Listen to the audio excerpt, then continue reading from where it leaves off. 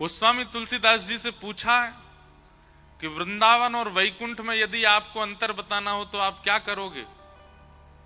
तो गोस्वामी तुलसीदास जी महाराज कहते हैं, वृंदावन और वैकुंठ को तोल्यो तुलसीदास। तुलसीदास जी कहते हैं मैंने वैकुंठ को और वृंदावन को तोला। तो बोले क्या हुआ? बोले जो हल्का होता है वो ऊपर चला जाता है और जो भारी होता है वो नीचे रह जाता है। बोले वैकुंठ तो ऊपर चला गया, वृंदावन पृथ्वी पर रह गया। तो ऐसा श्री वृंदावन है। वृंदावन का भाव अद्भुत है, वृंदावन का रस अद्भुत है, और बिना रसिक जनों की कृपा के, रसिक प्रीतम रसिकन की बातें रसिक बिना को समझ सके ना।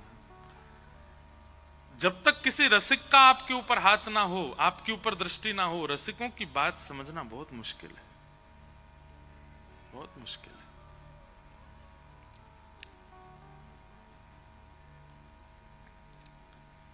ऐसे वृंदावन रस में हम लोग प्रवेश कर रहे हैं। मैं प्रयास कर रहा हूं कि अष्ट सखियों का भाव भी सबके मध्य में प्रस्तुत, जल्दी ही कुछ भाव लिख करके सबके बीच में प्रस्तुत किया जाए, और जैसी ठाकुर जी कृपा करेंगे। सखी हो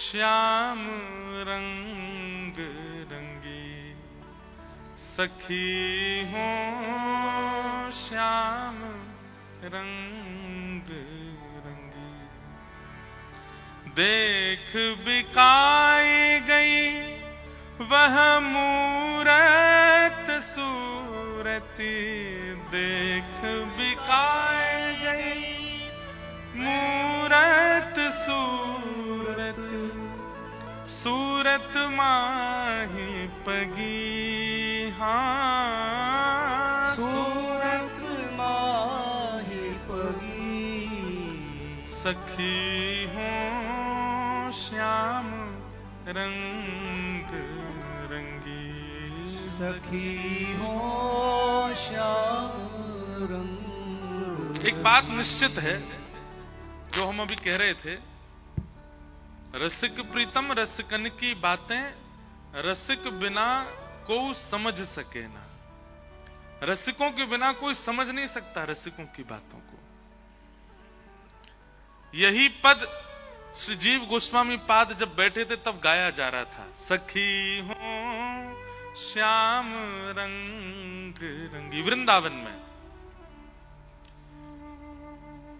वृंदावन के आचार्यों का नियम है कि वे लोग बैठते हैं और रसिक जनों की वाणी सुनते हैं। वृंदावन में भजन केवल परिक्रमा नहीं है, केवल दर्शन नहीं है, केवल यमुना जी स्नान नहीं है। वृंदावन जाकर के तो रसिक जनों की वाणी सुनो और गाओ। मैं तो निवेदन करता हूं, सूरदास जी के पद गाओ, कुम्मन दास जी के पद गाओ, मीराबाई के पद गाओ। पर हम लोग क्या करते हैं? केवल दर्शन करके आ जाते हैं, परिक्रमा करके आ जाते हैं, चाट भल्ला खा के आ जाते हैं। वृंदावन जाइए, रसिकों के पद याद करके जाओ, दर्शन करो मंदिर में जाके, और फिर एकांत ढूंढ करके वहां किसी रसिक का भाव सुनाओ, कोई पद सुनाओ। श्री जीव गोस्वामी पाद बैठे थे सभा में और सारे शिष्यगण चारों ओर बैठ करके दिव्य दिव्य भाव सुना रहे थे।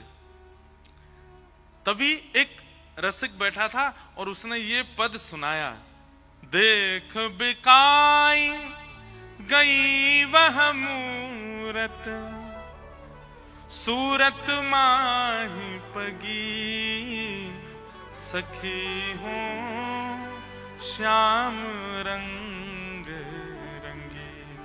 अर्थ समझ रहे हैं? कुछ सखी कह रही है कि मुंह पे तो कृष्ण रंग चढ़ गया है, और जब से मैंने श्याम सुंदर देखे तब से मैं ऐसी बिक गई हूं कि अगर श्याम सुंदर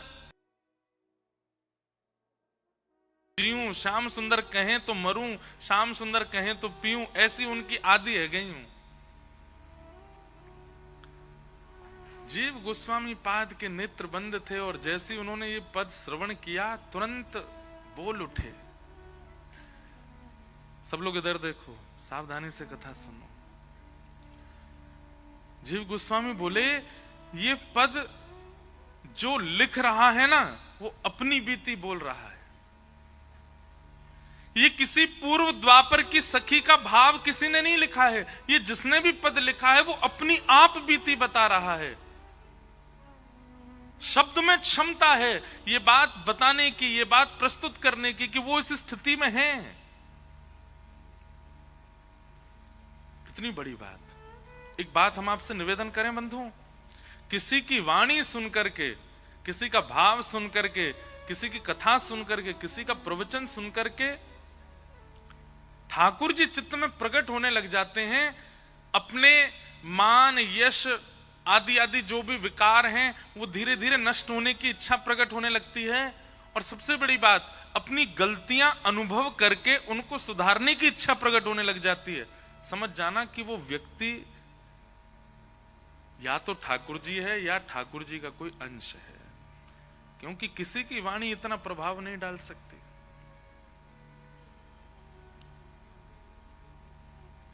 लाख लोग कहते रहते हैं पर आप पर असर नहीं होता, लेकिन एक व्यक्ति का कुछ भाव कह दिया जाता है, आप तुरंत छोड़ने पर राजी हो जाते हैं, अपने विकारों को बदलने पर राजी हो जाते हैं, अपने स्वभाव को। समझ जाइएगा कि ठाकुर जी का कोई जीव अंश है। अंश तो सब हैं पर ये विशेष अंश है, या ठाकुर जी ही हैं। पकड़ लो चरण। इतने पद गाए गए जीव गोस्वामी जी के सामने, लेकिन ये पद सुनकर के वे बोले, ये पद जिन्होंने लिखा है वो किसी सखी का या किसी गोपी की स्थिति नहीं बता रहे हैं, ये अपनी ही स्थिति गा रहे हैं। इनके शब्दों से पता चल रहा है कि इन्होंने श्याम सुंदर के प्रेम में स्वयं को सराबोर कर दिया है। ये पूर्ण रूपेण उस स्थिति में आ चुके हैं। कौन है इनका पता करो। तो पद के अंतिम पंक्ति में पद रचयिता का नाम होता है। उससे जो रसिक बैठे थे उनसे कहा अंतिम पंक्ति पढ़ो, किसका पद है ये? तब वे गा रहे हैं कैसे के कही जात गदाधर, कैसे के कही जात गदाधर, गूंगे को गुड़ स्वाद, गूंगे को गुड़ स्वाद। श्री गदाधर भट्ट जी का ये पद है। और वे क्या कह रहे हैं कि इस प्रेम रस को मैं कैसे बताऊं? बोले क्योंकि गूंगा गुड़ तो खा लेगा लेकिन गुड़ के स्वाद को नहीं बता सकता। गुड़ के स्वाद को चखने वाला गूंगा गुड़ के स्वाद को नहीं बता सकता। जैसे ही गदाधर नाम सुना, श्रीजीव गोस्वामी पाद कहते हैं ढूंढो, पूछो और लेकर के आओ इनको। कौन है ये? इनको अभी मेरे सन्मुख प्रस्तुत कराओ। ये सामान्य नहीं है, ये अनन्य रसिक स्थिति में आ चुके हैं। सब जो सेवक बैठे थे ना, वे सब सोच रहे थे इतने अच्छे अच्छे पद सुनाए हमने सूरदास जी के, आदि आदि सबके भाव सुनकर के इनके नेत्र सजल होते हैं, परंतु पहली बार सुना किसी का पद सुनकर के, एक पंक्ति सुनकर के इतने व्याकुल हो गए कि उसको बुलाओ। ये होती है रसिकों की कृपा। अब ये वृंदावन कृपा करना चाहता है किसी पर, और वृंदावन जब कृपा करना चाहता है ना किसी पर, तो ठाकुर जी राधा रमण जी नहीं बुलाएंगे, राधा वल्लभ जी नहीं बुलाएंगे, बिहारी जी नहीं बुलाएंगे, वृंदावन का कोई रसिक ही आपको बुलाएगा। तब समझो वृंदावन कृपा कर रहा है। हम तो कहें भैया, वृंदावन का व्यक्ति अगर फोन पे भी झूठ मूठ को बोल देना कि आ जाओ वृंदावन, तो आपको योजना बना लेनी चाहिए कैसे जाएं। वृंदावन बुला रहा है, कोई रसिक बुला रहा है। जीव गोस्वामी पाद कहते हैं इनको लेके आइए। ये गदाधर भट्ट सामान्य नहीं है। और उनके शिष्यगण निकल पड़े ढूंढने के लिए, कहां है। तो जिस स्थान पर वो रहते थे वहां पहुंच गए। तो गदाधर भट्ट जी एक कुआं से जल निकाल रहे थे स्नान आदि के लिए। इतने में ही जीव गोस्वामी पाद के शिष्यगण गए और जाकर के उनसे बोले, भैया हम लोग सब वृंदावन से आए हैं। जैसे ही सुना, इससे ऊपर कुछ कहा नहीं, केवल इतना कहा हम वृंदावन से आए हैं। ये बात सुनते ही मूर्छित हो गए। सोचिए कैसी प्रेम की अवस्था कि जिस वृंदावन का नित्य चिंतन करते वहां से कोई आया है और भोर में आकर के केवल इतना बोल रहा है कि हम वृंदावन से आए। ये सुन मात्र से वो बेहोश होकर गिर पड़े कि वृंदावन से आए हैं। मुझे आज वृंदावन वासियों का दर्शन हो गया। सुबह सुबह मेरे सामने आज वृंदावन को भजने वाले मेरे सामने खड़े हैं। ऐसी स्थिति हो गई उनकी। और वो बेचारे जो शिष्यगण आए थे वो तो घबरा गए। हमने तो ना कुछ कहा ना कुछ बोला, केवल इतना कहा कि हम वृंदावन से आए। ये तो मूर्छित हो गए। गांव के 2-4 लोग और आए, सबने आकर के कहा, बोले भैया क्या हुआ?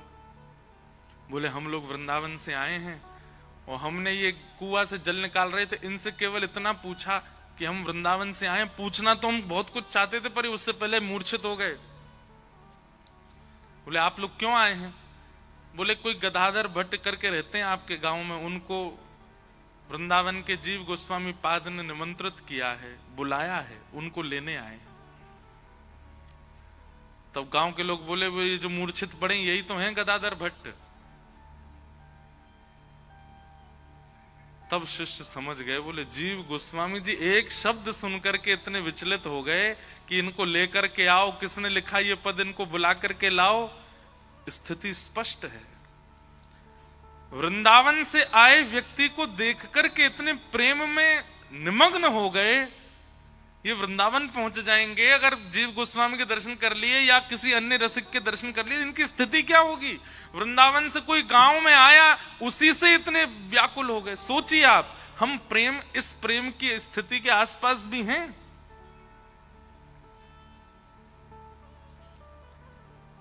हम तो कथा भी बैठ करके सुनते हैं, तो सामने व्यास जी बैठे हैं, इतना सुंदर मंच बना है, सब कुछ, फिर भी कौन आ रहा है उसी की तरफ जब सबसे पहले दृष्टि।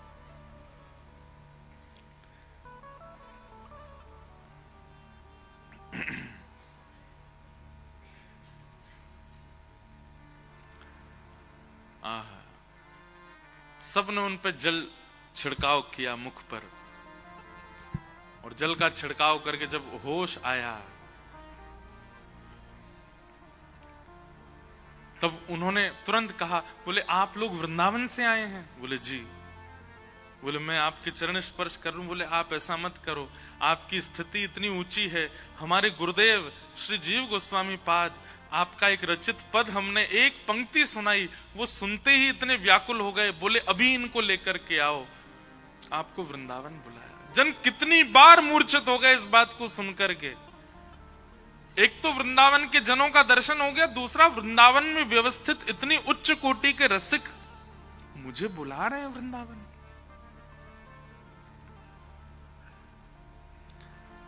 किसी ने भगवान से पूछा कि आपका परिचय तो सारे वेद पुराणों में लिखा है, लेकिन आप जिन भक्तों से प्रेम करते हो उनका परिचय कहीं नहीं लिखा। ठाकुर जी बोले उनका परिचय मैं देता हूं। और स्वयं श्री कृष्ण अपने भक्तों का परिचय दे रहे हैं कि वाग्गदगदा द्रवते यस्य चित्तम रुदत्य भिक्षणम हसति क्वचिच्च विलज्ज उद्गायत नृत्यते च मद्भक्ति युक्तो भुवनम पुनातु। इनमें से एक गुण भी अगर आपके अंदर हो तो मानिएगा कि हाँ हम कुछ हैं। भगवान कहते हैं मेरे भक्तों के लक्षण क्या? बोले वाग गदगदा द्रवते यस्य चित्तम, मेरा स्मरण होते ही, मेरी कथा सुनते ही जिसकी वाणी गदगद हो जाती हो, जिसका चित्त आनंद से परिपूर्ण हो जाता हो। गदगद हृदय कैसा होता है पता है? व्यक्ति जब बहुत गदगद होता है, बहुत आनंद में होता है, बोलना कुछ चाहता है, निकलता कुछ है, वो करना कुछ चाहता है, होता कुछ है। इसको कहते हैं गदगद हृदय।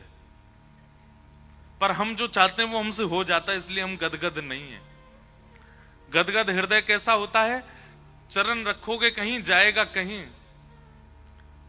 करेंगे कुछ, होगा कुछ, चाहते तुम्हें हंसना पर निकलेंगे आंसू, इसको कहते हैं गदगद हृदय। ये कब होते हैं हम? जब होते हैं जब हमारे घर के बालक घोड़ी पे बैठ गए, आहा दुल्हा बन गए, गदगद हो जाते हैं। गदगद हृदय में क्या होता है? भूख नहीं लगती, प्यास नहीं लगती, नींद नहीं आती, थकान नहीं होती, शरीर में एक विचित्र सी ऊर्जा आ जाती है। हमारे लिए वृंदावन के प्रति कभी नहीं होता। ये सब तो व्यवहार में हमारे संग खूब होता है। ठाकुर जी कहते हैं मेरी कथा सुनते ही उसका चित्त गदगद हो जाता हो, वाक गदगदा, वाणी गदगद हो जाती हो, चित्त गदगद हो जाता हो। और दूसरा क्या कहते हैं? द्रवते यस्य चित्तम, एक क्षण के लिए गदगद हुआ और दूसरे क्षण में ही अत्यंत विरह उसके चित्त में आ गया। क्यों? कि अभी ये तो मैं कथा सुन रहा हूं, ये तो विश्राम हो जाएगी 2-4 दिन में, फिर मैं कैसे रहूंगा? इस अवस्था का विचार करके वो व्याकुल हो जाए। वाग गदगदा द्रवते यस्य चित्तम। और फिर भगवान कहते हैं रुदत्य भिक्षणम, उसके नेत्र मेरी याद में सदा भीगे रहते हैं। लेकिन नेत्र तो भीगे रहते हैं, मुखमंडल मलिन नहीं होता, मुखमंडल दुखी नहीं होता, नेत्र भीगे और मुख पर मुस्कान। रुदत्य भिक्षणम हसती क्वचिच्च। कभी देखा ऐसा? हाँ देखा होगा। संसार व्यवहार में ये सब होता है हमारे साथ, ठाकुर जी के लिए नहीं होता। रुदत्य भिक्षणम हसती क्वचिच्च। और ठाकुर जी क्या कहते हैं? बोले विलज्ज उद्गायत नृत्यते च। जैसे ही मेरा कीर्तन सुन लेता है, जैसे ही मेरा कोई भाव संकीर्तन सुन लेता है, तो विलज्ज होके निर्लज्ज होके दोनों भुजाएं उठा करके संकीर्तन करने लग जाता है। उसको लज्जा नहीं होती, सामने वाला क्या सोचेगा, पीछे बैठा क्या विचार करेगा, कोई क्या सोच रहा होगा, मैं कैसे नाच रहा हूं, मेरे ताल में तो चरण नहीं चलते, फिर भी वो नृत्य करता है। विलज्ज उद्गायत नृत्यते च। ठाकुर जी कहते हैं मद भक्ति युक्त हो, मेरा भक्त है। नारद, ऐसों को संसार पागल शब्द से संबोधित करता है, पर वो मेरा भक्त है।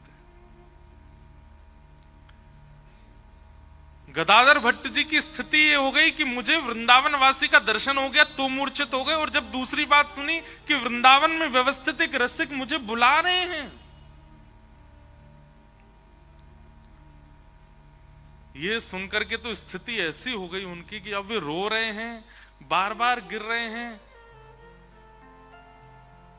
जिन शिष्यों के मन में संशय आया था ना कि हमारे गुरुदेव भगवान ने इतने व्याकुल हृदय से इनको बुलाया, ऐसे कौन है ये, और जब उनकी स्थिति देखी तो समझ गए, बोले कि ये सामान्य नहीं है। लेकर के गए, और जैसे ही वृंदावन पहुंचे, मीराबाई के चरित्र में भी ऐसा ही वर्णन आता है।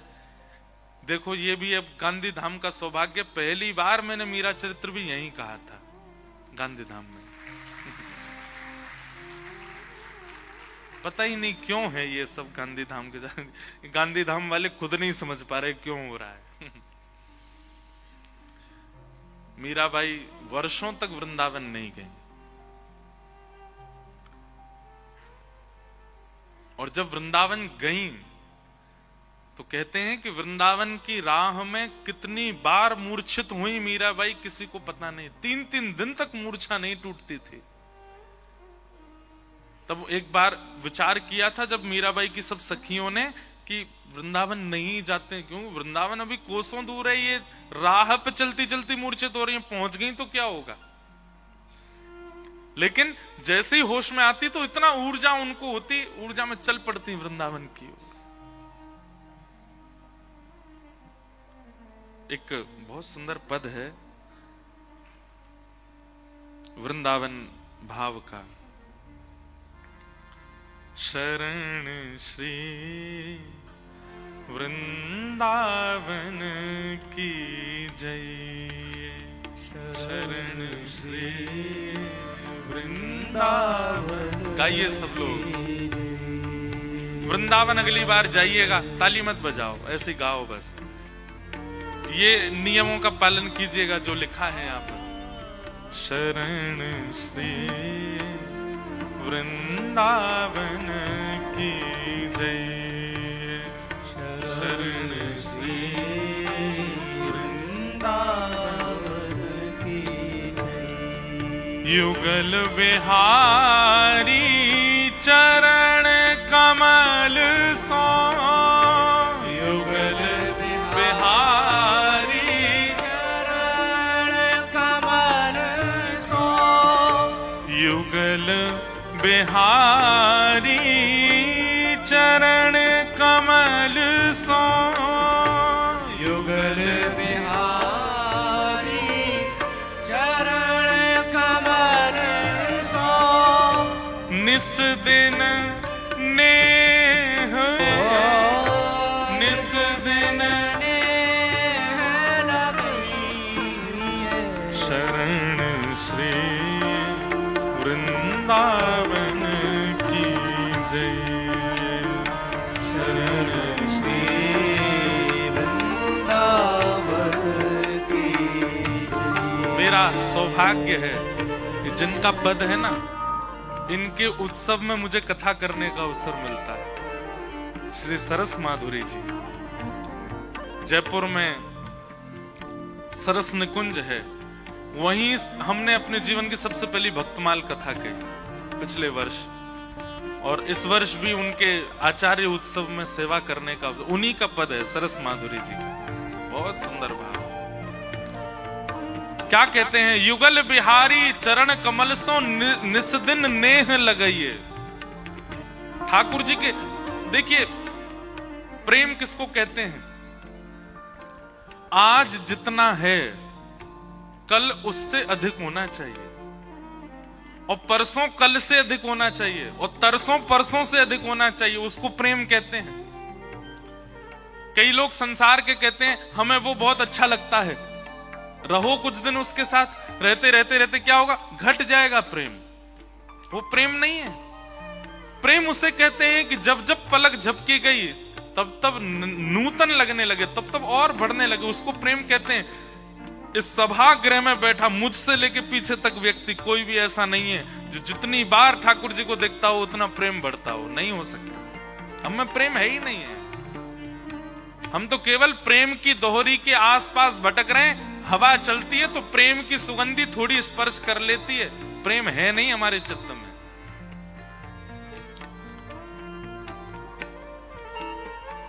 क्या करें फिर उस प्रेम की प्राप्ति के लिए? क्या करें? सेवा कुंज समीप बैठ के, सेवा कुंज समीप बैठ के, दंपति ध्यान लगइए, दंपति ध्यान लगइए। हमारे वृंदावन के सेवा कुंज में जाइए और वहां एकांत में बैठ करके दोनों युगल सरकार का ध्यान कीजिए।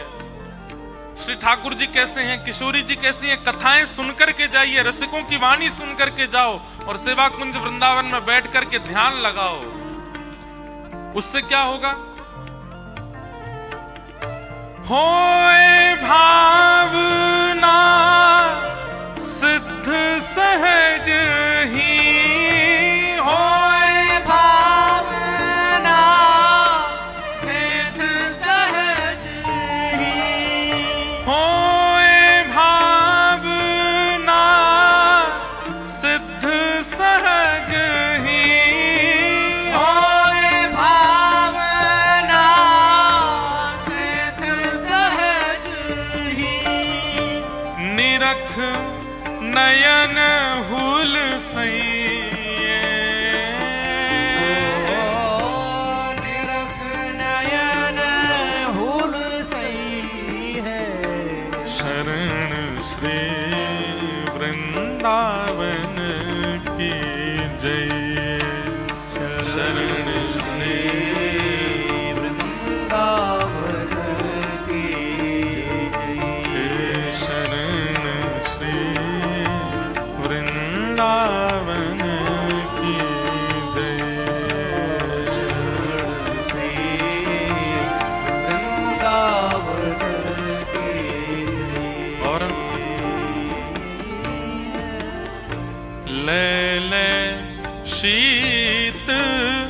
रसिक संतन की ले ले शीत रसिक संतन की। शीत प्रसादी किसको कहते हैं? वृंदावन के रसिक जन जब प्रसाद पावे और प्रसाद पाने के बाद जो उनके पत्तल में थोड़ा तिनका बच जाए उसको शीत प्रसादी कहते हैं। लेकिन हमारे ब्रज के रसिक जन क्या करते हैं? प्रसाद पाने के बाद फिर अपनी थाली में पत्तल में जल डाल देते हैं और पूरी मांझ के उसको पी लेते हैं, एक बिंदु छोड़ते नहीं, क्योंकि वे जानते हैं भजनानंदी व्यक्ति जब स्थान पर बैठ भी जाता है ना तो वहां भी उसके भजन का कुछ अंश रह जाता है। वो तो प्रसाद पाया गया है, उसमें अंश नहीं होगा। लेकिन रसिक जनों के द्वारा जो प्रसाद शीत होता है उसके प्रति अन्न बुद्धि नहीं होनी चाहिए, तो ही आप ग्रहण कीजिएगा। ये चावल थोड़े से बच गए महाराज जी की थाली के, हमें दो, नहीं, चावल नहीं, दाल नहीं, सब्जी नहीं, वो उसके प्रति, ये बहुत ऊंची बात कह रहे हैं, बहुत ध्यान से सुनिएगा, उसके प्रति वस्तु बुद्धि नहीं होनी चाहिए, अन्न बुद्धि नहीं होनी चाहिए, वो प्रसाद बुद्धि, ठाकुर जी के प्रसाद की और संतों के प्रसाद के प्रति प्रसाद बुद्धि ही होनी चाहिए। इसीलिए संत जन यथावथा कहीं ऐसे कि खाते भी नहीं है, सब जगह नहीं पाते। मिल जाए तो अपने भाग्य मानिएगा, मिल जाए तो अपना सौभाग्य मानिएगा। और हाँ, पीछे भी मत पड़ना कि हमें दे दो, ने झूठो करके दे दो। इंद्रेश जी आए थे, गांधी धाम बता के गए थे, महाराज जी कुछ झूठा छोड़ दो, सहज में मिल जाए। हाँ, प्रतीक्षा करो कि वे प्रसाद पा रहे हैं, जब उठेंगे तो कुछ मिल जाएगा, तो मेरे ऊपर सौभाग्य हो।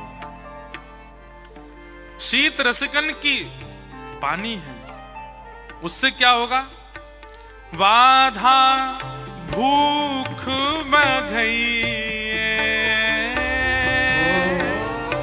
बाधा भूख बधई। आपको पता है हम कौन हैं?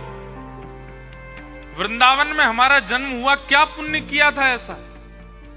वृंदावन में सबसे ज्यादा शीत प्रसादी किसको मिलती है पता है? बंदरों को। वृंदावन के जितने बंदर हैं, जहां भी भंडारा होता है, सबसे ज्यादा संत मिलेंगे या बंदर मिलेंगे, क्योंकि संत अपने प्रसाद पाके पत्तल छोड़ दे, उन पत्तलों में ही बैठे रहेंगे, बंदर वहां खाते रहते हैं। वे शीत प्रसादी पावे वाले बंदर ही अगले जन्म में वृंदावन के कोई ब्रजवासी बन के आते हैं। दूसरे जो कौआ और जो कबूतर या जो छोटी मोटी छेटी वेटी, ये सब, ये जो शीत प्रसादी पा लेते हैं उन संतों की, वही आते हैं फिर वृंदावन में पुनः। हमें तो हमारे नाना जी कहते थे, लाला तू पूर्व जन्म को चैंटा, तो चैंटा जानते हैं? चैंटा, चैंटा जानते हैं? तो भाई कच्छ में ही रहते हो, कोई अमेरिका तो है नहीं, चैंटा तो जानते ही होंगे। चैंटी चैंटा, हमारे नाना जी मेरे को बोल के गए, बोल लाला तू तो पूर्व जन्म को चैंटा हो। मैं नाना जी मैंने कहा कि हो जो मैं चैंटा? बोले कोई व्यास जी कथा कर रहे होंगे तो भागवत जी के बगल में कोई प्रसाद रखोगो मीठो, और वहां में तू चैंटा बन के चलोगो होगो, तो जीवते तो तेने प्रसाद पायो, व्यास जी कथा कर रहे तो कानंत शब्द भी गए। इतने में व्यास जी की दृष्टि पड़ी, उनने छिटकाए दियो, दूर गिर के तेरे प्राण निकल गए। अंतिम समय में जीवते तेने प्रसाद पायो, कानंते कथा सुनी, या हमारे यह जन्म में वक्ता बन के आ गो। और बोले तेने संगीत सीखो ना है, और फिर भी देख तेरी वाणी में नेक नेक मीठोपन आएगो। कैसे आएगो? वही वो मीठो पावे त्यागो। ऐसे नाना जी हमारे बोलते हैं। ले ले सीत रसिक संतन की, ले ले सीत रसिक संतन की। बाधा भूख भगई, बाधा भूख भगई। शरण श्री वृंदावन की जय।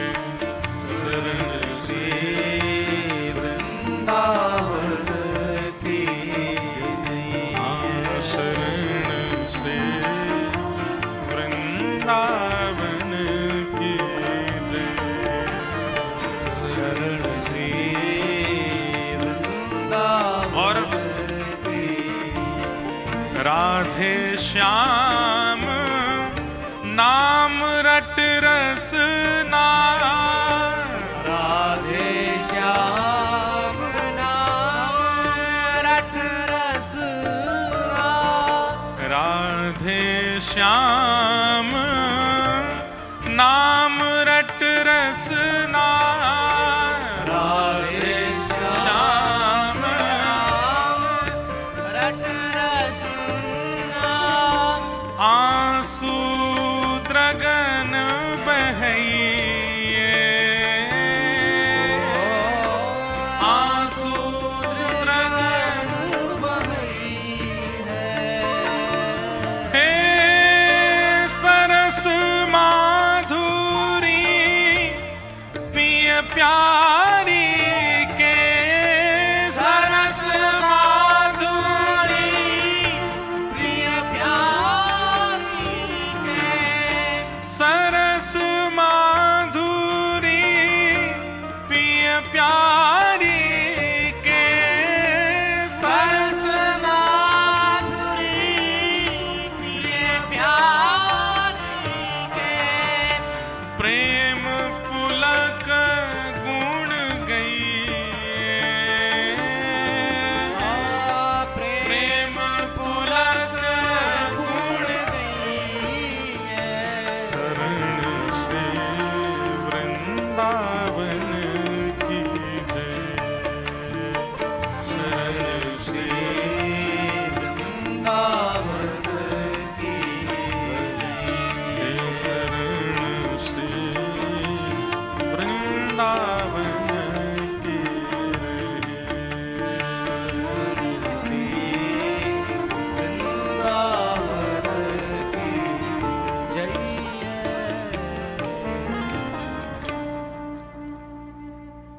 गदाधर भट्ट जी वृंदावन आए तो स्थिति तो सबके सामने स्पष्ट है कि जिन जो ब्रजवासी को देख करके मूर्छित हो गए वृंदावन आके उनकी हालत क्या हुई होगी। लेकिन जिन्होंने बुलाया है उनके दर्शन के लिए अपने आप को संभाल रहे हैं और गए और श्री जीव गोस्वामी जी का दर्शन किया, चरणों में पड़ गए।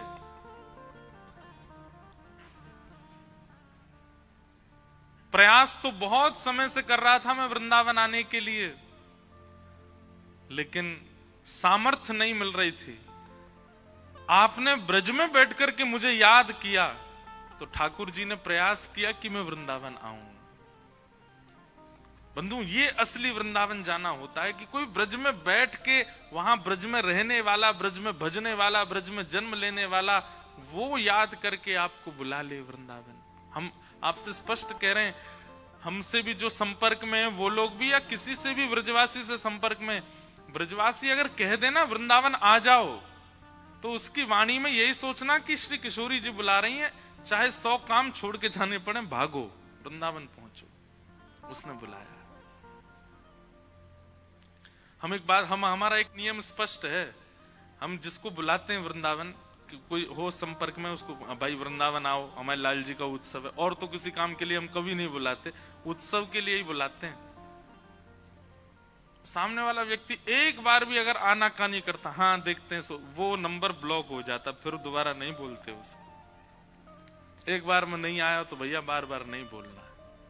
इसलिए ब्रजवासी कभी बुलावे तो उस पर विचार मत कीजिए।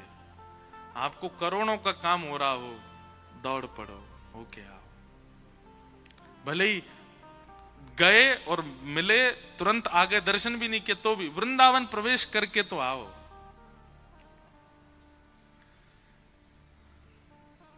आ गए गदाधर जी।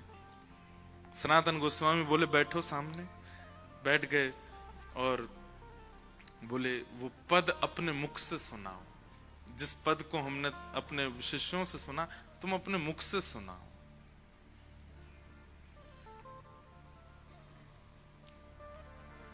और तब श्री गदाधर जी ने सामने वो पद गाया, सखी हूं श्याम रंग रंगी, देख बिकाए गई वह मूरति, सूरत माही पगी। सखी हूँ श्याम रंग रंगी, संग होते अपने अपनों सपनों सो, सोई रही रस खोई। जागे हूँ अंग जागे हूँ आगे, दृष्टि परे सखी ने कुना न्यारो होए। सखी के भाव का वर्णन कर रहे हैं। एक सखी सोई है और सोते सोते उसको ठाकुर जी का दर्शन हो रहा है। कैसा दर्शन हो रहा है? गैया चराने ठाकुर जी जा रहे हैं, और जब गौचारण करने के लिए जा रहे हैं, श्रीमद् भागवत जी में ठाकुर जी की गौचारण स्वरूप का इतना सुंदर वर्णन है, कोई चित्रकार बनाए ठाकुर जी की ऐसी छवि। ठाकुर जी सुबह श्रृंगार करते हैं तो मणि पहनते हैं, माणिक पहनते हैं, स्वर्ण पहनते हैं, चांदी पहनते हैं, सब धारण करके बिल्कुल गोपाल बन के आनंद होते हैं। लेकिन जैसे ही ठाकुर जी गौचारण के लिए निकलते हैं, सब अपने आभूषण उतार देते हैं और क्या धारण करते हैं? बोले जिन जिन रस्सियों से गैया के खुर बांधे जाते हैं दूध काटते समय, उनको ब्रजभाषा में लोमना कहते हैं। कई गैया ऐसी होती हैं कि दूध निकालते समय वो पैर चला देती है तो बाल्टी दूध की गिर जाती है, तो कई माताएं कई भाई लोग ग्वारिया गैया के पीछे वाले पांव बांध देते हैं कि कहीं दूध निकालते समय ये पांव नहीं मार दे तो कहीं गिर नहीं जाए। तो वो पाम बांधवे वाली रस्सी को लोमना कहें। भागवत जी में वर्णन करते हैं कि श्री ठाकुर जी, वेणु गीत में वर्णन आता है कि श्री ठाकुर जी जब गौचारण करने जाते हैं तो आभूषण पहन के नहीं जाते, तो क्या पहन के जाते हैं? बोले गैयाओं के पाम बांधने वाले लोमना। लोमना रस्सी इतनी बड़ी बड़ी होती, इससे बड़ी नहीं होती, उसी को ठाकुर जी अपने सिर पर बांध लेते हैं। कितनी 9 लाख गैया हैं तो कितने लोमना होंगे। इतने तो नहीं पहनते ठाकुर जी, पर कुछ इकट्ठे करके सिर पे बांध लिए, और वही सिर पे बंधे में तो एक यहां बांध करके और ऐसे नीचे लटका के दूसरों यहां ऐसे पूरी यहां नीचे ऐसे लटका लियो स्वरूप बनावे के लिए। गले में हार नहीं पहने, कुछ नहीं पहने, वो लोमना की दो माल की तरह 2 बार ऐसे फेर के लोमना गले में पहन लियो। हाथन में भी वही धारण कियो, कमर पे भी वही पहन रखो है, और वह लोमना में रज भी लगी है और गोबर भी लगो है, और वो ठाकुर जी अपने मुख पे पहन के थोड़े थोड़े केश उसमें से बाहर निकल रहे हैं, और श्री ठाकुर जी तब गैया हाँकते भये, जैसे गैया हाँकते हैं ऐसे करते भये ठाकुर जी चराने के लिए जब जाते हैं। उस समय की छवि का वर्णन इतने सुंदर लगते हैं, श्याम सुंदर। श्रीमद् वल्लभाचार्य जी महाराज ने तो मधुराष्टकम लिखा ही उसी भाव पर है। अधरम मधुरम वदनम मधुरम मधुराधिपतेरखिलम हसितं मधुरं चलितं मधुरं वमितं मधुरं समितं मधुरं मधुराधिपते अखिलं मधुराधिपते अखिलं। ऐसे लगते श्याम सुंदर। गदाधर जी पद गा रहे हैं और कह रहे हैं कि उस सखी ने सोते सोते ठाकुर जी का एक स्वरूप देखा कि आगे गाय, पाछे गाय, इत गाय, उत गाय, लोमना सिर पे बांधे और गले में पहने और वही को फेंटा बांधे। और फिर ठाकुर जी पता क्या करते हैं, जब वन जाते हैं ना तो फिर वन में गैया तो चरती रहती हैं, तो ठाकुर जी क्या करते हैं, अब वो लोमना जो पहने उन लोमनाओं को सजाते हैं ठाकुर जी। जैसे एक लोमना ऐसे बांध के 2 बार घुमा दिया तो 2 पट्टी आ गई। अब कहीं से गुलाबी पुष्प लेंगे उसमें खोस लेंगे, कहीं से पीले पुष्प लेंगे उनको लगा लेंगे। ठाकुर जी अपना खुद श्रृंगार करते हैं। वन में जा मन लगाने के लिए क्या करें, 2-3 घंटा गैया तो चरती रहेंगी, ठाकुर जी क्या करें? तो कहीं से घास ले लेंगे, उसको ऐसे सजा लेंगे, कहीं पे पुष्प लगा लेंगे, विविध विविध प्रकार के रंगीन पुष्पों से एक सुंदर मुकुट जैसा बना लेते हैं। उन्हीं पुष्पों को गोबर से, अब कोई फेविकॉल फेविक्विक तो है नहीं ठाकुर जी के पास, लोमना से कैसे चिपके, तो गोबर की छोटी छोटी बत्ती बना लेते हैं और पुष्प लेकर के गोबर से चिपका लेते हैं, अपने एक गले का हार बना लेते हैं। ऐसे यहां बांधी भई उनमें ऊपर से डाल लेते हैं। इस प्रकार ठाकुर जी वनमाली अपना स्वरूप धारण कर लेते हैं। उस सखी को वही स्वरूप दिख रहा है ठाकुर जी का, और उस स्वरूप को देखते देखते स्वप्न में जैसे ही व्याकुल हुई और व्याकुल स्वप्न से जैसे ही उठ के बैठी, तभी क्या देखती है कि उसके कक्ष की खिड़की खुली है और ठाकुर जी ठीक वैसे ही श्रृंगार में हैं जैसा उसने स्वप्न में देखा है, और गैया चराते हुए वहां से निकल रहे हैं। हाँ।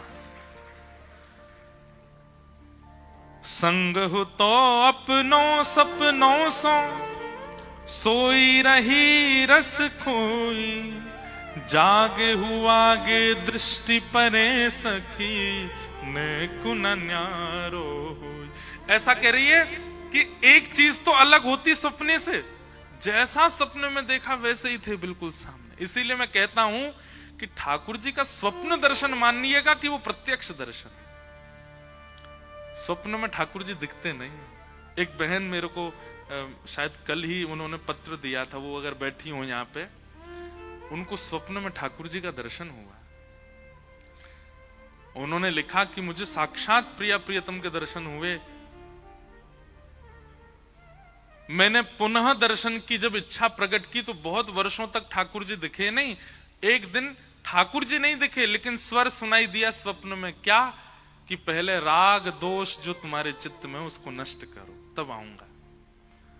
तो उन्होंने कहा, महाराज जी मुझे पता है कि मैं अपने घर के एक सदस्य के प्रति मेरा द्वेष भाव है। क्यों? उस व्यक्ति ने मेरे साथ बहुत बुरा किया है, वो जब जब मुझे दिखता है मुझे उससे राग द्वेष होता है, मुझे उसके प्रति ईर्ष्या होती है, जो भी उन्होंने लिखा। अब मैं क्या करूं, कैसे करूं? मुझे कभी कभी अपराध लगता है कि ठाकुर जी कह रहे हैं और फिर भी मैं वो द्वेष नष्ट नहीं कर पा रही। हमारी एक बात सुनिएगा बहन, आप कितनी सौभाग्यशाली हो कि आपको स्वप्न में प्रिया प्रियतम दिखे। क्या वो व्यक्ति और क्या उस व्यक्ति के प्रति जो आपका द्वेष है वो ठाकुर जी से बड़ा है? क्या वो इतना बड़ा है? या उसने जो संकट या जो कष्ट आपको दिया, क्या वो मीराबाई के कष्ट से भी बड़ा है? क्या वो करमेती बाई के कष्ट से भी बड़ा है? क्या वो रामदास बोढ़ाना की जो पिटाई करी पुजारियों ने उससे बड़ा है? आपका सौभाग्य है कि ठाकुर जी आपको स्वप्न में मिले हैं। हमारे शास्त्र प्रमाण देते हैं, ब्रज के रसिक संत प्रमाण देते हैं कि स्वप्न में दर्शन मिल गया, इसका मतलब प्रत्यक्ष कुछ ही दूर है आपसे, बस प्रतीक्षा करो, प्रत्यक्ष होगा। और चलिए मान लीजिए कि स्वप्न में दर्शन देके ठाकुर जी अंतर ध्यान हो गए, वर्षों तक नहीं मिले, आपने बार बार प्रार्थना की, ठाकुर जी नहीं आते, बोलते ही नहीं, लेकिन ठाकुर जी चाहते हैं आपसे मिलना, इसीलिए तो बोल रहे हैं कि राग द्वेष खत्म करो, और फिर भी आप उस द्वेष को नहीं नष्ट कर पा रहे। इसका मतलब वो व्यक्ति बड़ा है आपके लिए ठाकुर जी से, वो द्वेष इतना, ईगो इतना ज्यादा बड़ा है, या आपके साथ जो भी कुछ हुआ वो इतना बड़ा हो सकता है। आपका निजी भाव है, वो कितना कुछ उसने किया वो तो भगवान जाने, पर हमारे लिए तो ठाकुर जी से बड़ा तो कुछ नहीं है। अरे भैया, ठाकुर जी को कहना ही क्यों पड़ रहा है स्वप्न में कि राग द्वेष खत्म करो? वो कह दिया है तो इस पर उसी समय अमल कीजिए, नहीं किया अब कीजिए।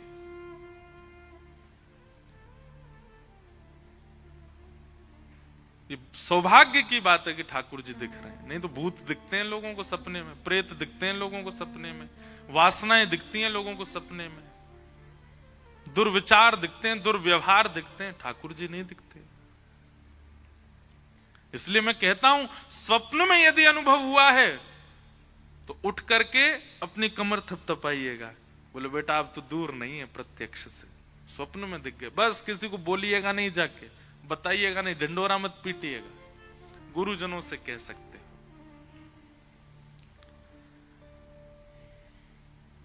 तो वो सखी कह रही है, जागे हूं आगे दृष्टि परे सखी नैक न न्यारो हुई।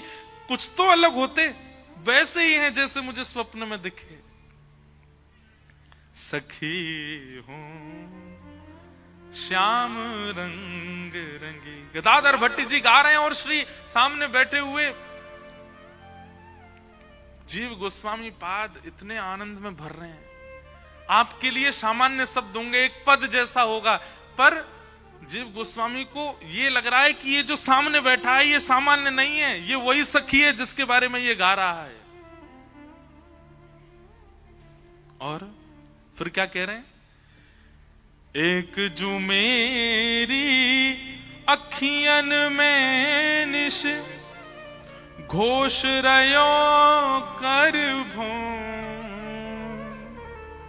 गाय चरावन जात सुनो सखी। गाय चरावत जात सुनो सखी, सौंधे कन्हैया कौन। आहा, कितनी ऊंची बात, ध्यान से सुनो। वो सखी कह रही है, जैसे ही जगी है, इधर देखो सब लोग, इधर देखो, जैसे ही जगी तो जग करके देखती है कि जो स्वप्न में देखे वही सामने है।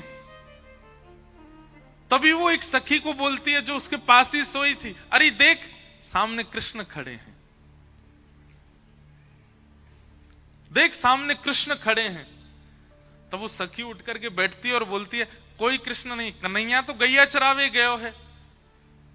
तो वो सखी कह रही, अरे गैया चराने नहीं गए, गए तो थे लेकिन यहीं रुक गए, देखो सामने खड़े खिड़की पे। दूसरी सखी के, अरे मैंने जाते भाई अपनी आंखन ते देखो, वो भी गैया चरावे गयो है। तभी वो सखी उठती है और उठ करके बाहर एक सखा को पकड़ती है, ठाकुर जी को, और बोलती है, अरे यूं बता कन्हैया कहां है? और कन्हैया तो गैया चरावे गयो है, देख वंशी की धुन सुनाई दे रही है, अभी टेर बज रही है, मतलब लाला गैया चरा रहा है। तो वो सखी कह रही है कि ठाकुर जी सच में गैया चराने गए, तो फिर ये खिड़की पे खड़े हैं, जे कौन है? आहा, एक जो मेरे अखियन निशी घोष रहो कर मौन, ये मौन मेरी आंखन के सामने खड़ा है। और फिर मैं सुन कह रही हूं, गाय चरावन जात सुनो सकी, सौंधे कन्हैया कौन? असली कन्हैया है कौन सो? अलग स्थिति का वर्णन है। कासो कहो कौन पतियावे, कासो कहो कौन पतियावे, कौन करे बकवाद, कौन करे बकवाद। सब जगह जाके पूछती है, अपनी बात पर प्रमाण ले रही है कि कन्हैया कहां है। सब कह रहे हैं कि वो तो गैया चरावे गए हो, और वो सबको लग कहती मेरी खिड़की पे खड़ा है। सब उसको पागल कहते हैं, हंस जाते हैं वहां से, अरे तू ऐसी है, 24 घंटा वही को चिंतन करे, या हमारे तो वही सब जगह दिखाई देवे। लेकिन वो जाकर के जब स्पर्श करती है तो उसको स्पर्श भी होते हैं, ठाकुर जी हंस भी जाते हैं। वो गाल पकड़ती है, ठाकुर जी का स्पर्श हो जाता है। और सब कह रहे हैं कि ठाकुर जी तो है नहीं, वो तो गैया चरावे गए। कैसे के कही जात गदाधर, कैसे के कही जात गदाधर, गूंगे को गुड़ स्वाद, गूंगे को गुड़ स्वाद। यही होता है, कृष्ण मिल जाएंगे तो ऐसे हो जाओगे, गुड़ तो खा रहे हो पर गूंगे हो जाओगे, बता नहीं पाओगे किसी को। बताने जाओगे या कहेंगे पागल है वो, बावड़ो है वो भैया। और पूरे ब्रज ने उस सखी को बावड़ा घोषित कर दिया, पागल घोषित कर दिया, ये तो बावड़ी है। सब सखियां नंद भवन जाती हैं कृष्ण का दर्शन करने, और उससे कहती हैं तू भी चल। वो कहती मैं क्या जाऊंगी, तू खिड़की पे बैठो है, तू तो बावड़ी है। अरे नंद नंदन वहां डोल रहे हैं नंद भवन में, अरे तुम्हारे काज डोलने, मेरे काज तो ये बैठे। कोई सखी कहती है अरे चल यमुना तट पर रास बिहार है, हम भी चलें। अरे तू जा रास कर ले, अभी अभी भोजन पाके कन्हैया तो मेरे बिस्तर पे सोयो है। कहाँ है जे सो रो? सब कहें तू तो बावड़ी है, महाराज चल लो, तू यहीं बैठी है। ऐसी स्थिति एक गोपी का वर्णन कर रहे थे श्री गदाधर जी। जीव गोस्वामी बोले ये कैसे संभव हो सकता है? तुम कभी वृंदावन रहे नहीं, किसी रसिक ने तुम पर हाथ रखा नहीं, किसी की कृपा तुम पर हुई नहीं, तुम कैसे इस भाव में प्रवेश कर सकते हो? गदाधर जी को प्रति आश्चर्य कर रहे हैं। तुम कभी वृंदावन रहे नहीं, कभी नाम जप किया नहीं, कभी तुम पर कोई कृपा हुई नहीं, तब ये भाव तुम्हारे चित्त में कैसे प्रकट हुआ गदाधर? तो गदाधर जी थोड़े मुस्कुराए और अंतिम वो पद की अंतिम पंक्ति फिर गाने लगे। कैसे के कही जात गदाधर, गूंगे को गुण स्वार। मैं कैसे बताऊं ये कृपा मुझ पर कहां से कैसे कौन करता है, मुझे नहीं पता।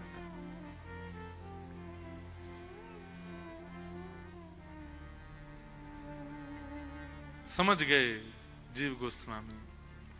आचार्य कृपा करते हैं तब वृंदावन का यश प्रकट होता है।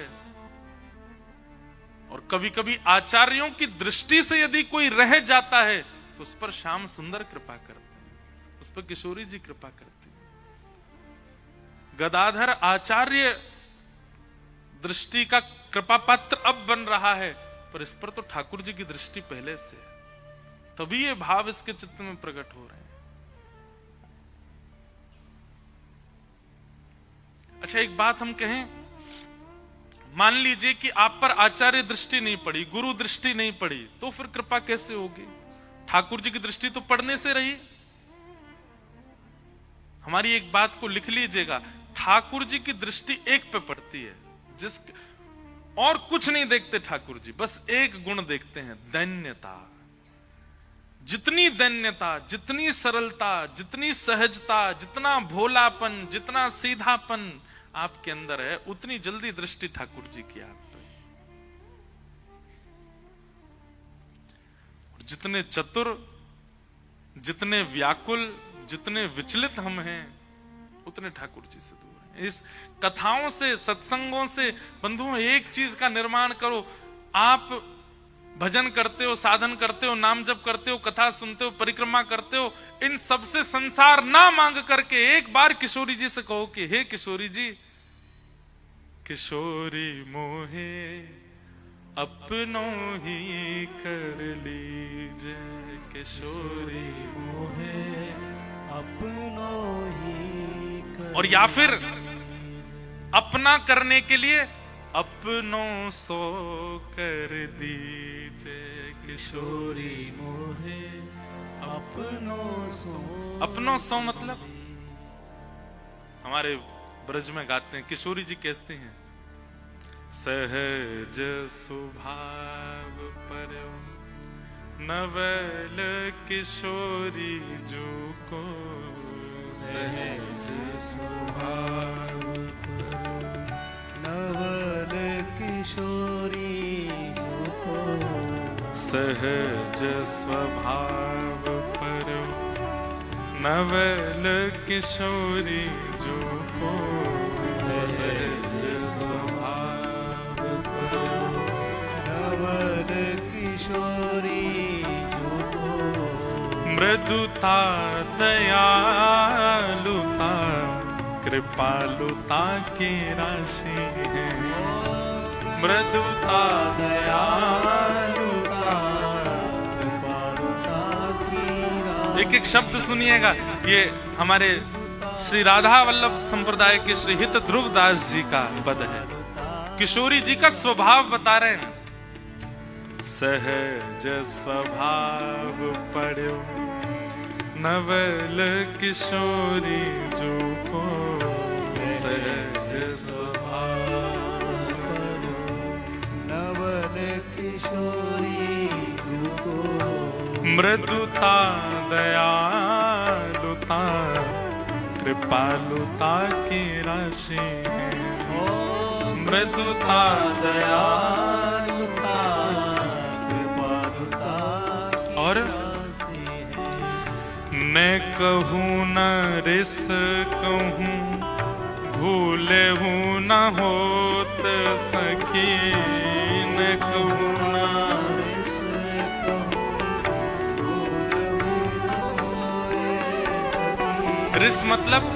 रिस मतलब गुस्सा।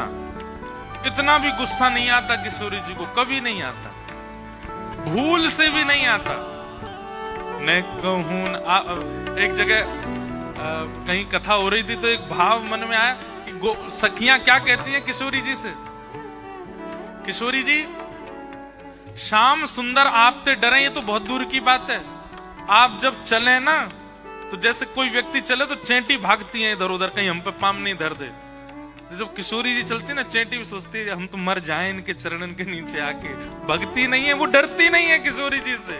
ऐसी हमारी श्यामा जू है, किशोरी जी खुद संभल के चलती हैं। क्यों? वो चेंटा चेंटी जैसे छोटे छोटे जीव जिनके पास बुद्धि नहीं है, हृदय नहीं है, उनमें भी हृदय प्रकट हो जाता है किशोरी जी को देख करके। अरे मरनो तो एक दिन कोई के पाम के नीचे आके है ही है, इन्हीं के पाम के नीचे आ जाए। भागती नहीं है। इसलिए ललता विशाखा आगे झाड़ू लगाती चलती हैं कि कोई जीव हो तो कोने है जाए। क्यों? किशोरी जी जब चलती हैं तो जीव रास्ता भागता ही नहीं है, सामने खड़ा रहता है कि हम पे पाम धर दें। ऐसी हमारी किशोरी जी। हाँ मैं कहूँ न रिस कहीं, भोले हूँ न होत सखी, न कहूँ न रिस कहूँ। कैसे रहती हैं? रहत प्रसन्न सदा, हिय मुन सदा हे, ऐसी सुकुमारी प्यारी, लाल जू के प्राण प्यारी। ऐसी सुकुमारी प्यारी, लाल जू की प्राण प्यारी। ऐसी सुकुमारी प्यारे, लाल जू की प्राण प्यारी। धन्य धन्य धन्य ते जिनके उपासी हैं, धन्य धन्य धन्य ते जिनके उपासी हैं। हित ध्रुव और सुख जहां लगी देखियत, हित ध्रुव और सुख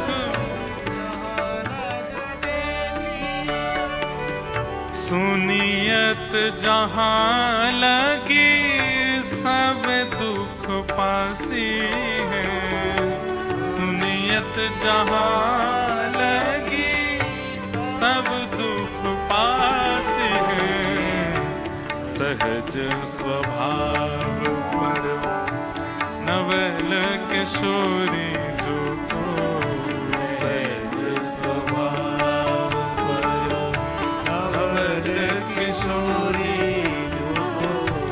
मृदुता दयालुता कृपालुता की राशि, मृदुता दयालुता कृपालुता की राशि है।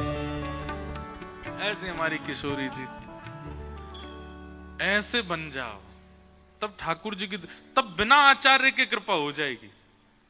आचार्य क्या करते हैं? आचार्य कृपा करेंगे, दीक्षा प्रदान करेंगे, दिशा प्रदान करेंगे और फिर योग्य बनाएंगे कि ठाकुर जी की दृष्टि पड़े। लेकिन अगर कोई पहले से ही इतना सरल सहज और मृदुभाषी हो जाए तो आचार्य एक नियम क्या है? आचार्य के पास जाओ तो आचार्य पकड़ के ठाकुर जी के सन्मुख रखेंगे। लेकिन आप पहले ही सहज हो गए, सरल हो गए, निर्मल हो गए तो ठाकुर जी पहले ही मिल जाएंगे और ठाकुर जी पकड़ के फिर आचार्य के पास ले जाएंगे। ये तुम्हारे आचार्य हैं, इनसे मिलो। और आज गदाधर जी के साथ वही हुआ। गदाधर जी इतने उनको आचार्य ने खुद बुलाया है और वृंदावन आकर के श्री जीव गोस्वामी का दर्शन हुआ। जीव गोस्वामी बोले तुम सामान्य नहीं हो, तुम्हारे भाव बताते हैं कि तुम सामान्य नहीं हो, तुम पर हमारी किशोरी जी बड़ी भोली है। मुझे तो बार बार फिर कोई ना कोई कथा याद आ जाए। एक सूरदास जी का पद है, एक लीला सुनो। एक दिन कौतुक हुआ, सब सखियां बोली हे श्यामाजू, श्याम सुंदर आपसे बहुत प्रेम करते हैं। किशोरी जी बोली वो तो बहुत ही प्रेम करते हैं, इतना प्रेम करते हैं, इतना प्रेम करते हैं, मैं कहा बताऊं। सब लोग इधर देखो, बहुत ध्यान से सुनना। लेकिन ये सखियां जो है ना, ये पूरे दिन ठाकुर जी को छेड़ती रहती हैं, इनके पास और कोई काम नहीं है। किशोरी जी इनको मना करते हैं, अरे मत करो ऐसे, बेचारे भोले हैं। बोले तुम्हें ना पतो, भोले से दिखे, पेट में 1.5 हाथ की दाढ़ी है इनके, हम सब जाने इन्हें।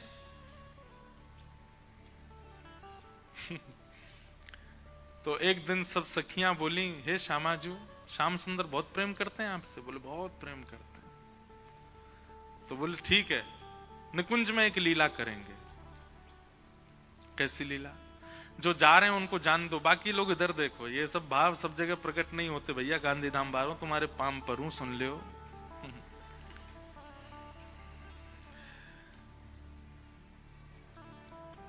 तो ललिता विशाखा आदि इन सब ने एक योजना बनाई। बोले आज एक काम करेंगे। बोले क्या? किशोरी जी जितनी सुंदर है ना, उतनी ही सुंदर सारी सखियां हैं। वो तो श्रृंगार किशोरी जी का विशेष होता है, इसलिए पता चलता है कि ये ललिता जी, ये विशाखा जी, ये ऐसे सब। अगर एक सा पोशाक और एक सी श्रृंगार सब धारण कर लें तो कोई पहचान नहीं पाएगा कि इनमें किशोरी जी कौन है। तो आज ललिता विशाखा ने एक लीला करी। एक सी पोशाक, एक से कुंडल, एक सी नथबेसर, एक से गले के हार, एक से सिर को क्या बोलते हैं, उसको क्या बोलते हैं? अरे बताओ ने, कहा बोले मत हैं? टीका, बाजूबंद, पाम के नूपुर, जो भी होते हैं। हमारे लाल जी पहनते नहीं ना, इसलिए हमको नहीं पता। श्री जी पहनती। तो एक जैसा श्रृंगार। किशोरी जी बोली आज कहां कौतुक करो। बोले आप तो चुप रहो बिल्कुल, आज एक जैसा श्रृंगार होगा। एक जैसी माला, एक जैसे कुंडल, एक जैसे काजल, एक जैसी लालिमा, एक जैसो सब कछु। और आज श्याम सुंदर कुंज में आएंगे तब हम उनसे पूछेंगे बताओ हम में से राधा रानी कौन है। किशोरी अरे ऐसे मत करो, बेचारे बड़े भोले हैं, एक से सब देखेंगे पहचान नहीं पाएंगे, और नहीं पहचान पाएंगे तो मुंह को कष्ट होएगा। तो सखियां बोली आप भी जानती तो होगी वो पहचान नहीं पाएंगे। नहीं नहीं, अब वो तो मुझे पता है कि वो पहचान तो जाएंगे, लेकिन कहीं तुम सबरी बड़ी उद्यमी हो, कहीं ऐसा श्रृंगार कर लियो, कहीं कोई और पे दृष्टि चली गई और फिर मुझे बड़ो श्रम है जाएगा। ललिता विशाखा बोली श्रम ना होगा, बल्कि स्पष्ट है जाएगी बात। ये जो आपके मन में इतना भ्रम है ना कि श्याम सुंदर बहुत प्रेम करें, अरे भाई प्रेम करें तो पहचान जाएंगे। किशोरी जी बोले अब तुम्हारी जैसी राजी हो तुम करो। सब ने एक जैसा श्रृंगार किया। महाराज श्याम सुंदर की तो कहा चले, ललिता विशाखा नहीं पहचान पा रही है कि सबन में राधा रानी कौन सी है। इंदु लेखा के पास गई और जाके बोली हे श्यामाजू। अरे मैं श्यामाजू नहीं, मैं इंदु हूं। वो श्यामा जी कौन से? फिर वो हाथ खड़ो कर रही, मैं हूं यहाँ पे, यहाँ ऐसी सबरी एक सी बन गई कि आपस में नहीं पहचान पा रही है किशोरी जी कौन सी है। आज सबरी सखी बड़ी प्रसन्न, बोले आज श्याम सुंदर को पता चलेगी, ये बहुत अपनो प्रेम प्रेम बता में। किशोरी जी के पास जाकर के सब सखी बोले तुम्हारे हाथ जोड़े, तुम्हारे पाम पूजे, और तुम्हें हम सबकी सौगंध है। बोले कहा आप कुछ ना कुछ ऐसा करोगी कि उनको पता चल जाएगा कि आप किशोरी जी हो, इसलिए आपसे हमारी प्रार्थना है आप अपने मन से कुछ भी नहीं करोगी, और सबसे आगे विशाखा जी खड़ी हो गई, मैं जैसे करूंगी मुंह देखते नहीं हूं, मैं जहां देखूं वहीं देखना है, मैं जैसे बोलूं वैसे बोलना है, मैं जब बैठूं वैसे बैठना है, मैं जब चलूं तब चलना है, मैं जो करूं वही करना है आपको।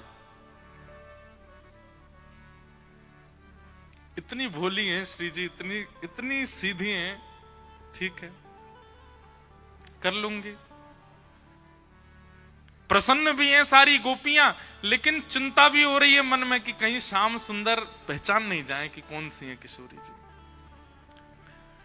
आहा, शाम की बेला हुई, ठाकुर जी बढ़िया सुंदर कटकाचनी पहन करके, मुकुट धारण करके, सुंदर श्रृंगार गलमाला पहन करके और कानन में बढ़िया मकराकृत कुंडल धारण करके वंशी बजाते भय निकुंज में जैसे ही आए। निकुंज में प्रवेश करके जैसे नेत्र खोल करके देखे, आज तो भैया 9 राधा रानी खड़ी हैं सामने, अष्ट सखी और किशोरी जी। ठाकुर जी बोले, जे का भयो भैया, ये सबरी किशोरी जी कैसे बन गई? अब सामने 9 की 9 एक साथ बोल रही हैं, आओ श्याम सुंदर स्वागत है। अब 9 को एक ही स्वर निकलो, ठाकुर जी सिर पकड़े, भैया जी का है गो, ये इतने सारे कैसे है गए? तब सूरदास जी का एक पद है, आहा, इनमें को वृषभानु किशोरी, इनमें को वृषभानु किशोरी, श्याम बताए देओ अपने कर सो, श्याम बताए देओ अपने कर सो, बालापन की जोड़ी किशोरी, बालापन की जोड़ी किशोरी। अब एक कोई बोल जाएगा और बाकी शांत रहे तो ठाकुर जी को पता चल जाएगी ज्यादा चपड़ चपड़ बोल रही है जो विशाखा है, तो इसलिए सब एक साथ बोल रही हैं, हे श्याम सुंदर, आप कहते हैं कि आपका और किशोरी जी का बालपन का संबंध है, आप बचपन से ही एक साथ हो। ठाकुर जी बचपन ते नहीं, जन्मन ते संग हैं, हमेशा ते संग है। तो बोलो ठीक है, अपने आप उंगली रख करके बताओ हम में से किशोरी कौन सी है, हम में से राधा रानी कौन सी है?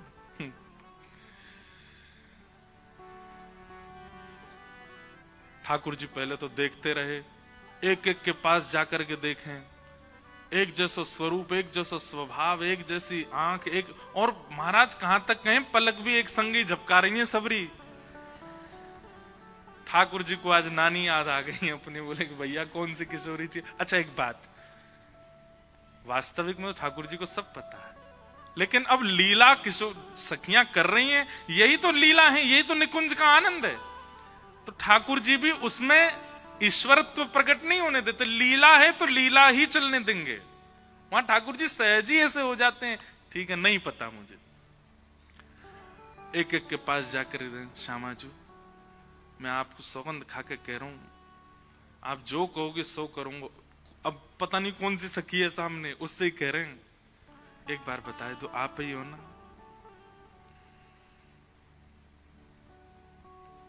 सबके आगे जाके मनोहार करें, लेकिन ठाकुर जी नहीं पहचान पाए। ठाकुर जी बोले अब कहा करूं मैं, कैसे पहचानूं, कैसे ढूंढूं कौन सी है इनमें तो किशोरी जी?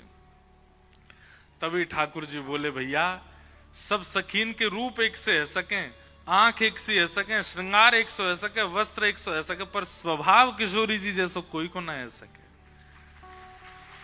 और बोले स्वभाव के लिए तो फिर मोकू कछुने चतुर काम करनो पड़ेगो। ठाकुर जी बोले मैंने पहचान नहीं। सब सखी बोली कौन सी हैं? बोले रुक जाओ सिंहासन पर बैठ के बताऊंगा। दूर जाके बैठ गए और सिंहासन पर बैठ के कहा कह रहे हैं, वह देखो ठाड़ी युवतिन में, वह देखो ठाड़ी युवतिन में, नील बसन तन गोरी गोरी, नील बसन देखो वो खड़ी, सब सखी के कौन सी, सब पे उंगली कर रहे हैं, वो खड़ी वो खड़ी, दो वो खड़ी वो खड़ी। नील बसन तन गोरी, जाने नीले वस्त्र पहने और जाको तन गोरो। सब सखी बोली हम सबन के वस्त्र नीले हैं, हमारे सबन के तन गोरे हैं। नहीं नहीं नहीं नहीं, उनको रूप रंग कहा बता रहे है। बोले ये वही हैं। बोले कौन सी? अरे वही जो तुम सबन के बीच में खड़ी हैं। बोले कौन सी? बोले जाने। कहा बालापन में हम ही सिखायो, बालापन में हम ही सिखायो। मैं जब छोटो हतो तब इनने ही मुझको सिखायो। बोले कहा सिखायो? छल बल बहुविधि चोरी। हाँ छल बल बहुविधि चोरी। बोले अरे बालपन में इनने ही मुझको छल करनो, इनने ही मुझको हट करनो, और कहा बताऊं अलग अलग प्रकार की चोरी करनो मुझको इनने ही सिखायो। जैसे ही कही ठाकुर जी ने बालापन में इन्हें ही सिखायो छल बल बहुविधि चोरी, इतने में ही किशोरी जी सामने आके मैंने कब सिखायो तुमको? ठाकुर जी बोले ये रही हमारी श्यामा जू। ललता विशाखा सब सिर पकड़ के बैठ गई। बोले हे किशोरी जू जी कहा कियो? किशोरी जी घबरा गई। अरे अरे मुझे गलती है गई। बोले गलती का है गई? आपने तो 2 मिनट में आके कह दी कि मैं हूं किशोरी। हाँ ठाकुर जी दौड़ करके गए, किशोरी जी को अंक में भर लियो। सब सकीन के नेत्र सजल है। कैसी भोली हमारी किशोरी जी, कैसी सीधी हमारी श्री लाडली जी। ऐसे सीधे हम हैं, ऐसा स्वभाव हमारो है, और हम भजते हैं राधे कृष्ण मिलेंगे हमें, उनके लायक हैं हम कहीं से भी। इनके गुण की ग्रथित मालूम है, इनके गुण की मालूम है। आज हूं उरते ना छोड़ी, आज हूं उरते ना छोड़ी। सूरदास प्रभु तिहरे मिलन को, सूरदास प्रभु तेरे मिलन को। जैसे पाट की डोरी, जैसे पात की डोरी। इनमें को वृषभानु किशोरी, इनमें को वृषभानु किशोरी। बोल वृषभानु दुलारी की। ऐसी हमारी किशोरी जी हैं, ऐसी हमारी लाडली जी हैं। हम वह सरलता, सहजता, सौम्यता, प्रसन्नता की बिंदु भी नहीं है, हमें कैसे मिल जाएंगे ठाकुर जी? इसीलिए हमें आचार्यों की आवश्यकता, इसीलिए हमें गुरुओं की आवश्यकता, इसीलिए हमें कथाओं। गुरु बन गए, कथा सुन ली, आचार्य मिल गए, हो जाए कल्याण? नहीं, अपना परिवर्तन देखना पड़ेगा हमको कि हम परिवर्तित हो रहे हैं कि नहीं उनकी कृपा से।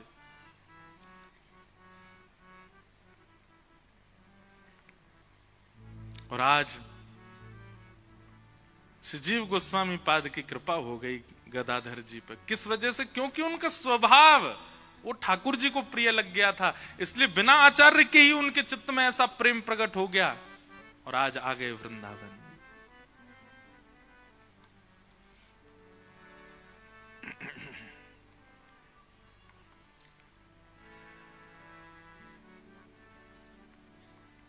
मेरे मन में ना लागे कोई रंग, ओ मेरे मन में ना लागे कोई रंग।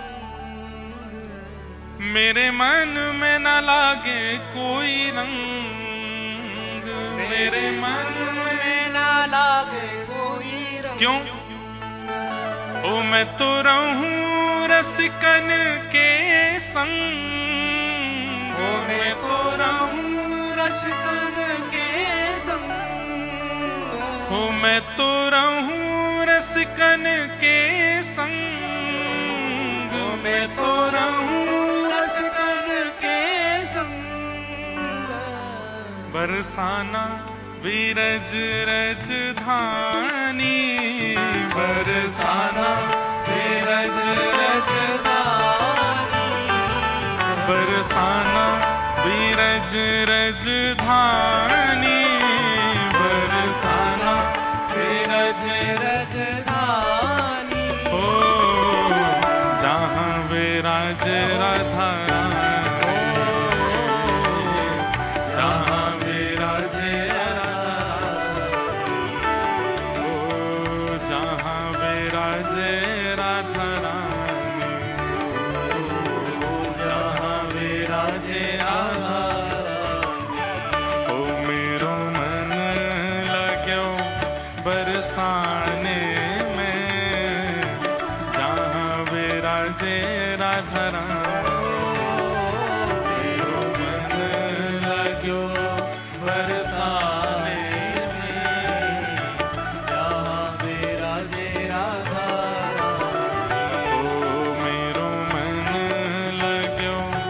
बरसाने में, जहाँ विराजे राधा रानी।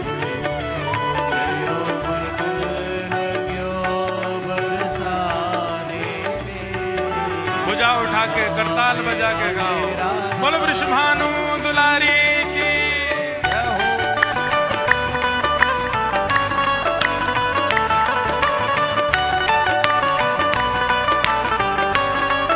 वृषभानु के जमाई की जय। ऐसी बोलो कि द्वारिका तक आवाज जाए, बोलो वृषभानु के जमाई की।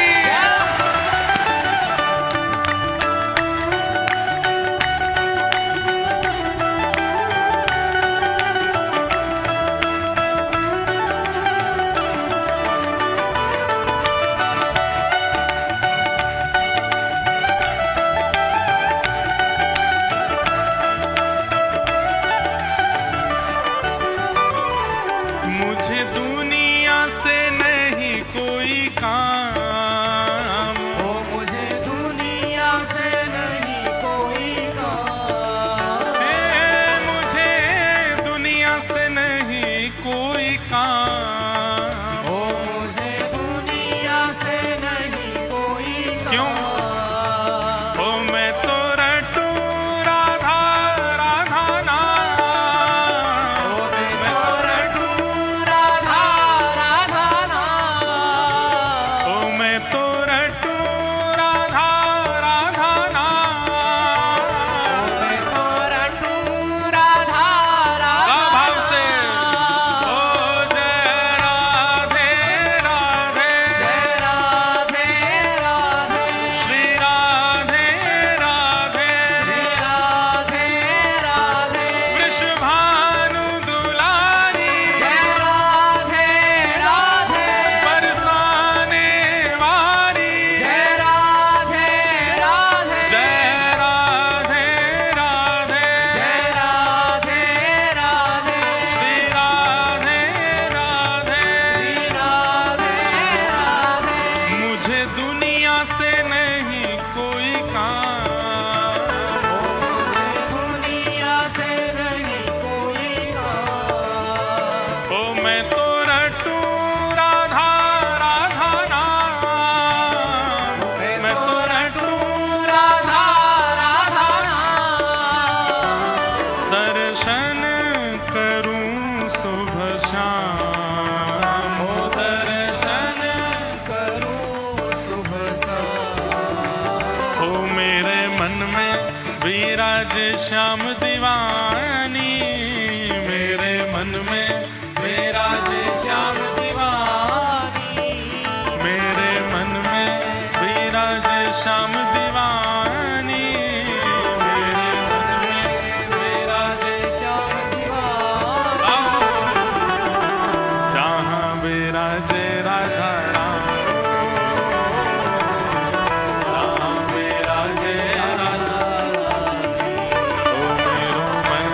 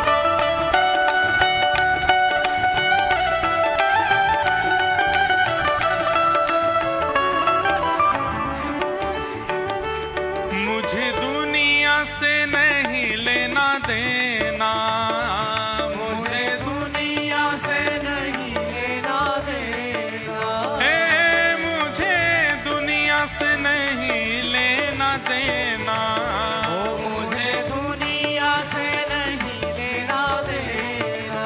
ओ ये जगत है एक सपना, ये जगत है एक सपना, ओ ये जगत है एक सपना, ये जगत है एक सपना। यहाँ कोई नहीं अपना, यहाँ कोई नहीं अपना, ओ यहाँ कोई नहीं अपना, यहाँ कोई नहीं अपना। और ये बात तो गर्जना करके बोलनी चाहिए, भुजा उठा करके बोलनी चाहिए। उठाओ भुजा। ओ मेरी अपनी वृषभानु दुलारी, मेरी अपनी वृषभानु दुलारी, मेरी अपनी वृषभानु दुलारी, मेरी अपनी वृषभानु दुलारी, हे वृषभानु दुलारी, वृषभानु दुलारी, वृषभानु दुलारी, वृषभानु दुलारी, बरसाने वारी, बरसाने वाली, कीरत सुत प्यारी, तीरथ सुत प्यारी, वृषभानु दुलारी, वृषभानु दुलारी, बरसाने वारी, बरसाने वाली, मेरी अपनी वृषभानु दुलारी, मेरी अपनी वृषभानु दुलारी, जहाँ विराजे राधा रानी, जहाँ विराजे राधा रानी, ओ मेरो मन लगो बरसाने में, जहाँ विराजे राधा रानी, मेरो मन लग्यो बरसाने में, जहाँ विराजे राधा रानी। हे वृंदावन में राधे राधे, वृंदावन में राधे राधे, गोवर्धन में राधे राधे, नंदगांव में राधे राधे, नंदगांव में राधे राधे, गोकुल जी में राधे राधे, गोकुल जी में राधे राधे, सब मिल गावे राधे राधे, बरसाने में राधे राधे, जतीपुरा में राधे राधे, कामवन में राधे राधे, जय राधे राधे, राधे राधे, सब निधिवन बोले, राधे राधे, सब भाव से बोले, राधे राधे, सेवा कुंज में राधे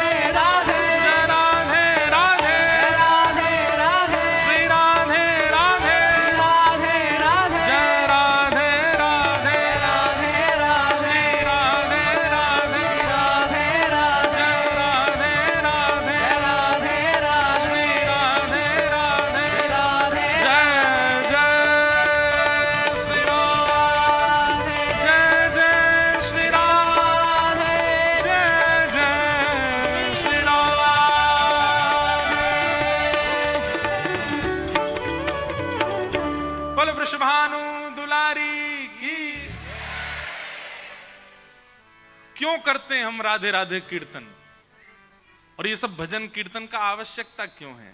ये नृत्य करने के लिए, गाने के लिए, ताल बजाने के लिए तो ठीक है, पर मूल रूप से हम में जिनका हम कीर्तन करें उन जैसा स्वभाव चित्त में आ जाए, उन जैसा गुण चित्त में आ जाए, इसलिए ये कीर्तन है।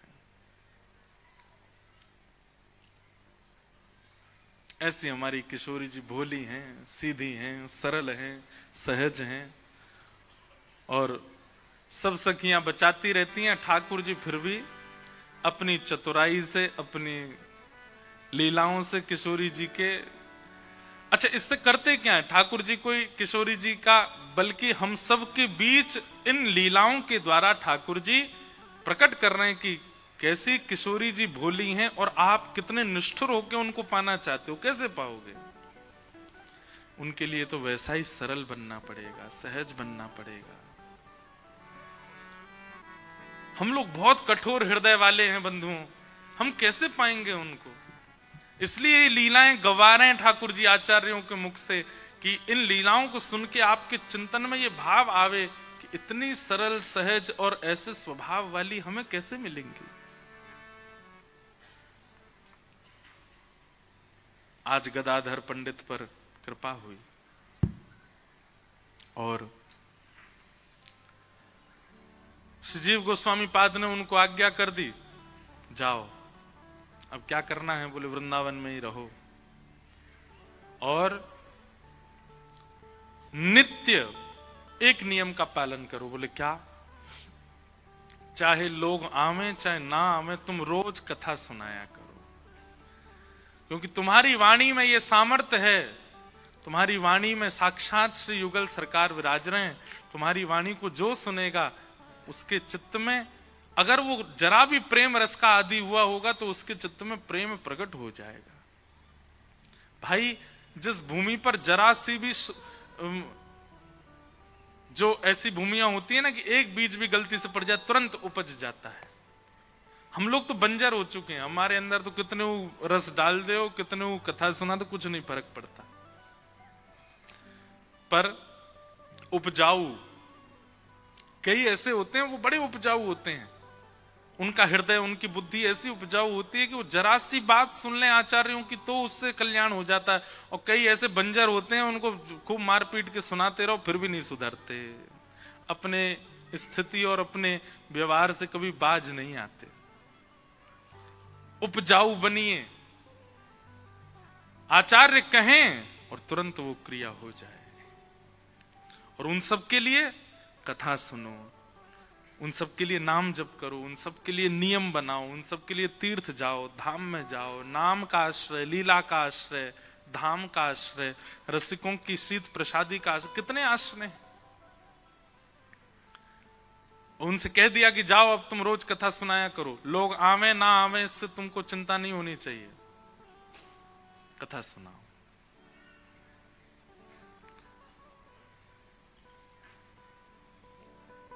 हम जब पहले कथा नहीं करने लग गए थे तो इतनी भीड़ नहीं होती थी। पहले गांधी धाम जब आए थे तब चिंता होती थी लोग आवेंगे कैसे अब चिंता होती समावेंगे कैसे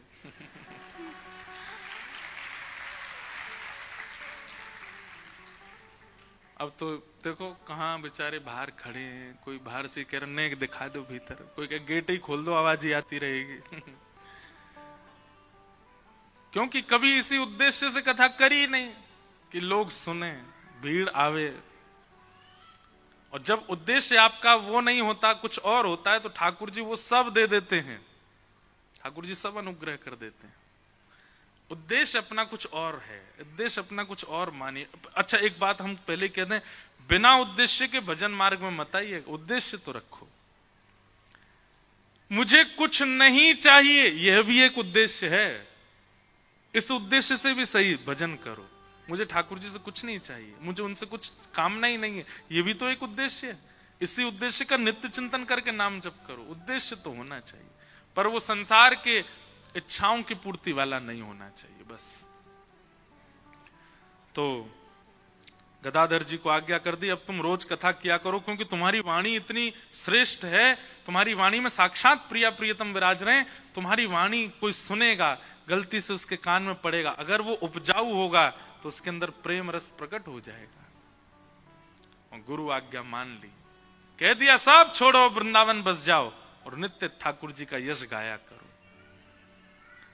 गदाधर जी सब छोड़ के वृंदावन बस गए और नित्य कथा सुनाते हैं, नित्य कथा कहते हैं। हमारे वृंदावन में एक गांव है, उसका नाम है बुरझा। बुरझा, वहां के एक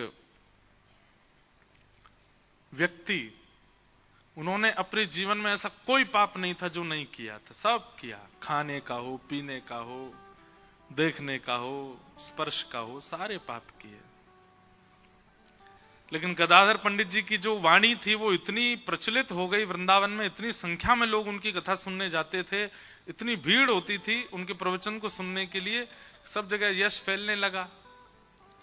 दूर दूर के गांव से लोग आते थे, भाई वृंदावन में गदाधर भट्ट जी कथा करते हैं, उनकी कथा सुननी है। तो एक दिन उनके सब मित्रगण भी बोले, भैया हम तो आज खेलेंगे नहीं, हम तो आज कुछ करेंगे नहीं, हम तो आज वहां जाएंगे उनकी कथा सुनने के लिए। तो उसने कहा, बोले तुम लोग यार आजकल जो हम लोग यहाँ बैठक होती थी हमारी पीपल के पेड़ के नीचे, कुछ पीते थे, कुछ खाते थे, थोड़ा हास उपास करते थे, आजकल बैठते नहीं हो, सब लोग जाते हो, ऐसा क्या है उनकी कथा में? बोले तू भी चल एक बार सुन के आ। तो मन चले, बिल्कुल विषय वासनाओं में युक्त पहुंच गए कथा में, पीछे जाके बैठ गए, परखिया भाव से गए थे, परखने गए थे। जैसे ही पहुंचे, श्री गदाधर भट्ट जी के मुख से प्रेम रस की चर्चा चल रही थी, और वो सुनते सुनते वो देख तो रहे थे गदाधर जी को, देख तो रहे थे मंच को, लेकिन देखते ही देखते व्यास अंतर ध्यान हो गए, व्यासपीठ अंतर ध्यान हो गए, साक्षात लीला प्रकट होने लगी। उनको दिखने लगा कि श्याम सुंदर वो खड़े हैं, ये जो गदाधर जी बोल रहे हैं वो प्रत्यक्ष उनको दिखने लगा सन्मुख। अब तो ऐसा चस्का लगा उनको कथा का, अब तो वो नित्य जाने लगे, और नित्य जाते जाते स्थिति ऐसी कि अपने सारे विषय भोग सब छोड़ छाड़ दिए, रोज जाते और कथा श्रवण करते। अब तो सबसे आगे बैठने लगे, कथा सुन के कोने में बैठ जाते आगे, और नेत्र बंद करके बैठते, पूरी कथा श्रवण करने के बाद ही उठते। ऐसा उनका समर्पण हो गया। इन सब कारणों से एक स्थिति हुई, क्या कि अब परिवार का जो व्यवहार निभाना चाहिए था वो निभा नहीं पाते थे, वो जो श्रोता सुनते थे कथा। परिवार में कोई उत्सव होता, परिवार में कोई ब्याह होता, परिवार में कुछ होता, तो वो बचने का ही प्रयास करते, जाते तो थे लेकिन इतना इन्वॉल्वमेंट उनका होता नहीं था, क्योंकि भाई भक्ति चित्त में आएगी तो आप व्यवहार से थोड़े तो हट जाओगे, ये तो निश्चित है। इसलिए जिसको व्यवहार करना हो या व्यवहार प्रिय हो, भक्ति मार्ग में ना आवे, क्योंकि भक्ति मार्ग छूट जाएगा या फिर व्यवहार छूट जाए, कोई एक ही रह पाएगा, दोनों नहीं निभ सकते। हाँ, ये होगा कि आप स्वभाव से विचार से भक्ति मार्ग के हो, व्यवहार में फिर आप नाटक ही करोगे, व्यवहार में फिर आपका नाट्य चलेगा। बोलनी तो नहीं चाहिए, पर हमारा भी ऐसा ही स्वरूप हो गया है। अब वैसे तो घर जा नहीं पाते 2-2 महीना तक, लेकिन अब जब जाते हैं और घर के संबंधियों में कुछ कहीं आना जाना होता है ना, तो फिर वो बहुत व्यवहार ही चलता है, नाटक ही चलता है, क्योंकि हृदय से तो वो निकलता नहीं, तो फिर वो रहने के लिए संसार में थोड़ा नाटक करना पड़ता है। ब्याह में नाचना भी पड़ता है घोड़ी के आगे, वाह, दुल्हा की बलैया भी लेन पड़ती है। मन तो होता है कि लग नारो ने को बढ़िया सो, लेकिन कहा कर लेनी तो पड़ेगी। और जिन जिन के ब्याह निकले होंगे पिछले साल, वो सुन रहे होंगे तो कहेंगे अच्छा दारी को यूं, लेकिन भैया इसमें हमारा कोई काम नहीं, ये तो भक्ति का स्वरूप है कि वो फिर व्यवहार में आपको ज्यादा निपुण रहने नहीं देगी, वहां तो फिर नाटक ही करोगे आप वास्तविकता से नहीं कर सकते। तो अब वो श्रोता रोज गदाधर जी कथा सुनते, अब वो परिवार के प्रति उनका ज्यादा मन लगता नहीं था। करते थे पर व्यवहार नाटक जैसा होता था उनका। पत्नी कहती मेरे भाई का ब्याह है, चलो जाते। अरे तुम बैठे हो, सब नाच रहे हैं, तुम भी नाचो। तो थोड़ा बहुत नाचते, लेकिन चिंतन में ये रहता कि वृंदावन होता, गदाधर जी की कथा सुन रहा होता, कितना आनंद आता। ये कहां व्यवहार में फंस गया। अभी पहले तो व्यवहार छूटा, अब धीरे धीरे इंद्रिय सुख भी कम होने लगा। पहले तो पत्नी को बोलते थे बढ़िया ऐसा भोजन बनाओ, ये करो वो करो। अब पत्नी जो दे दे वो स्वीकार है।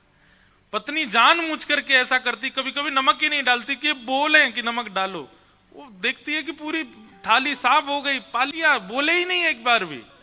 पूछा कैसा था प्रसाद? बहुत बहुत बढ़िया, जैसा रोज बनता वैसा ही था। अब उनकी जीव स्वाद की आदी नहीं रह गई है।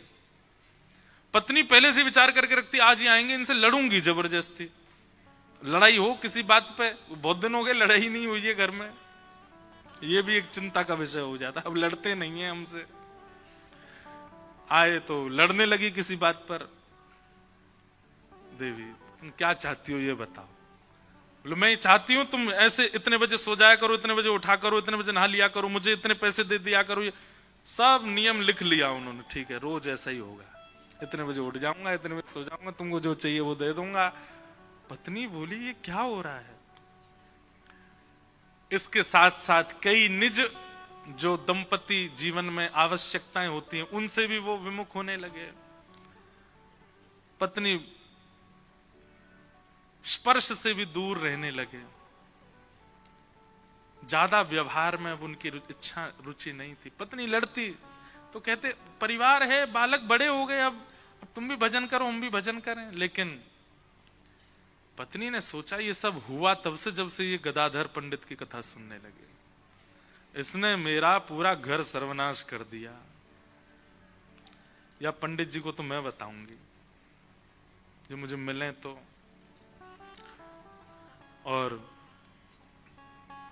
ऐसी ओछी हरकत की उन्होंने जो नहीं विचार करना था। वो जो श्रोता थे उनकी पत्नी गई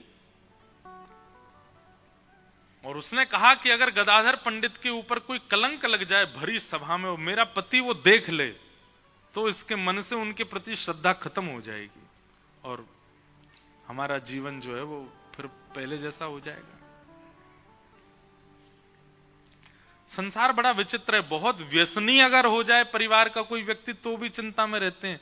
और कई बार प्याज लहसुन छोड़ देता है तो घर के लोगों को चिंता हो, महाराज जी ये तो देखो ऐसा हो गया है, बिल्कुल कुछ खाता ही नहीं है, आप इससे कहा करो, इसको हॉस्टल जाना है पढ़ने के लिए, इसको विदेश में पढ़ना है, थोड़ा तो खाया करे।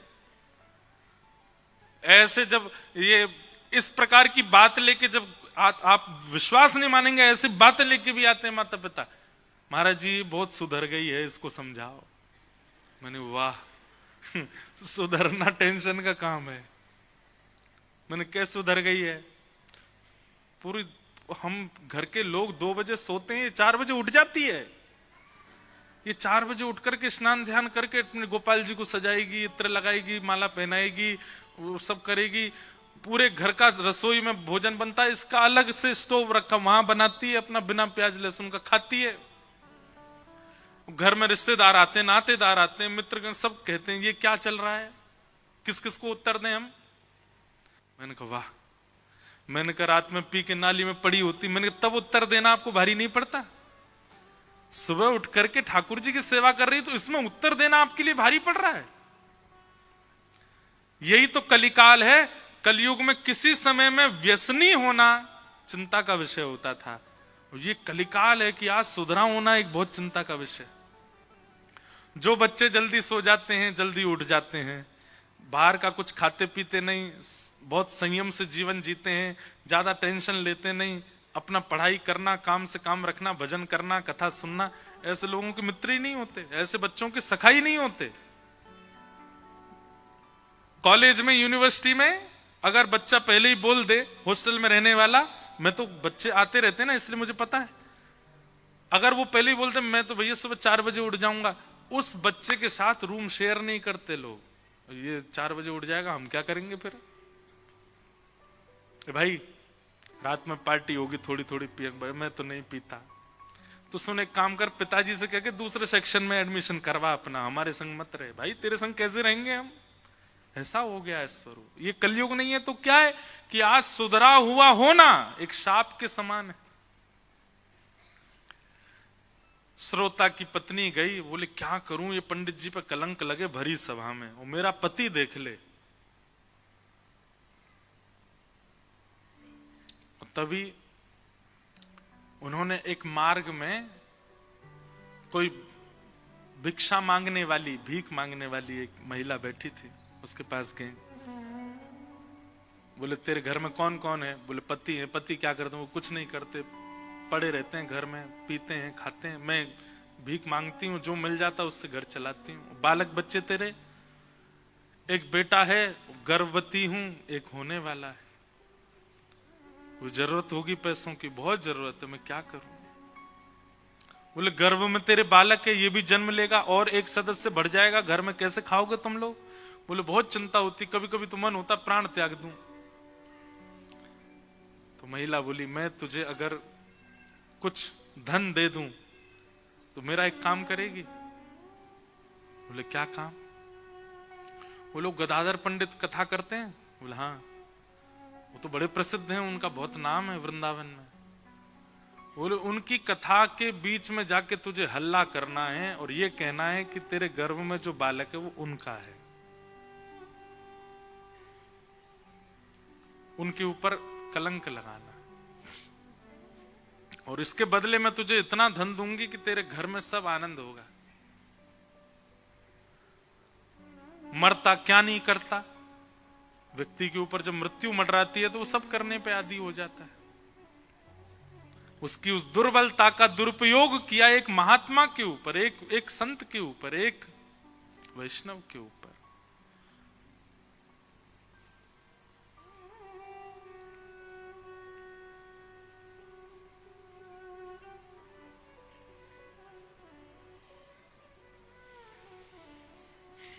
कहना तो नहीं चाहिए, पर कई बार हमको अनुभव हो जाती हैं कई चीजें।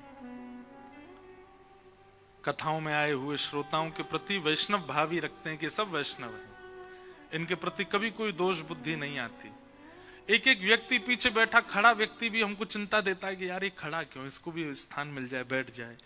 और सबसे ज्यादा चिंता होती जब आप ऐसे ऐसे करते हो, इधर उधर देखते हो, मैंने बारे बता, कथा हो रही है, तुम सुन नहीं रहे हो।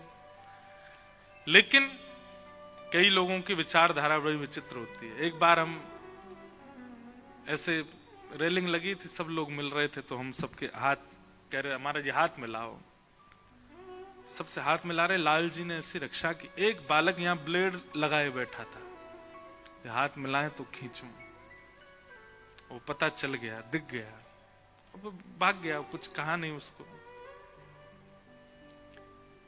ये तो एक बात ऐसी है जो मंच से बताने वाली है, कई ऐसी बातें जो बता भी नहीं सकते। ऐसे विचारधाराएं रख के भी लोग आ जाते हैं कथा में, कितना गलत है। प्रेम करने वाले सबको दिखते हैं कि ओहो इनकी कथा में ऐसे लोग जाते हैं, इनको ऐसे सुनते हैं, पर कई कई लोग कितना तक विचार कर लेते हैं कि इनके साथ ये भी हो जाए। हमारी कोई बात नहीं भैया, लेकिन किसी वैष्णव, किसी भजन या किसी भगवत कथा गाने वाले के प्रति भी ऐसी भावना नहीं रखनी चाहिए।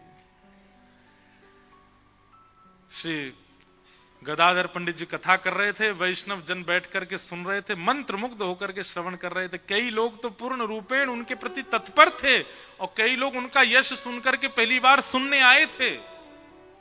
और उसी बीच प्रवचन सभा में वो आ गई और अपने गर्व पे हाथ रख के बोली, यहां बड़ी बड़ी बातें कर रहे हो, यहां पर इतने ऊंचे ऊंचे शास्त्रों के ज्ञान दे रहे हो, और जो ये मेरे गर्भ में बालक है इसके आपको बिल्कुल चिंता नहीं? ये आपने ये बालक मेरे गर्भ में जो दिया है, ये जन्म लेने वाला है, इसके भविष्य की चिंता नहीं होती आपको? मैं कब से आपकी राह तक रही हूं कि आप आओगे मुझसे मिलने, मेरी सुध लोगे। आप तो यहां बैठ के सबके बीच प्रवचन कर रहे हो। ये सुनकर के आधे से ज्यादा लोग तो गदाधर पंडित जी के प्रति दुर्भाव रखने लगे। ये संसार है।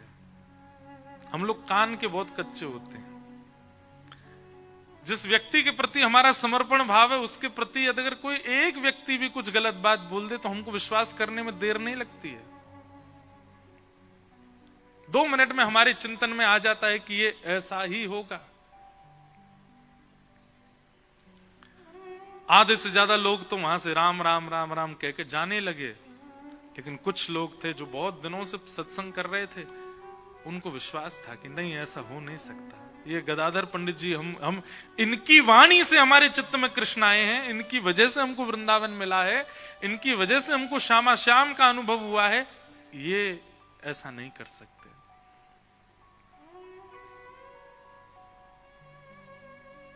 लोग बाग जाने लगे वहां से।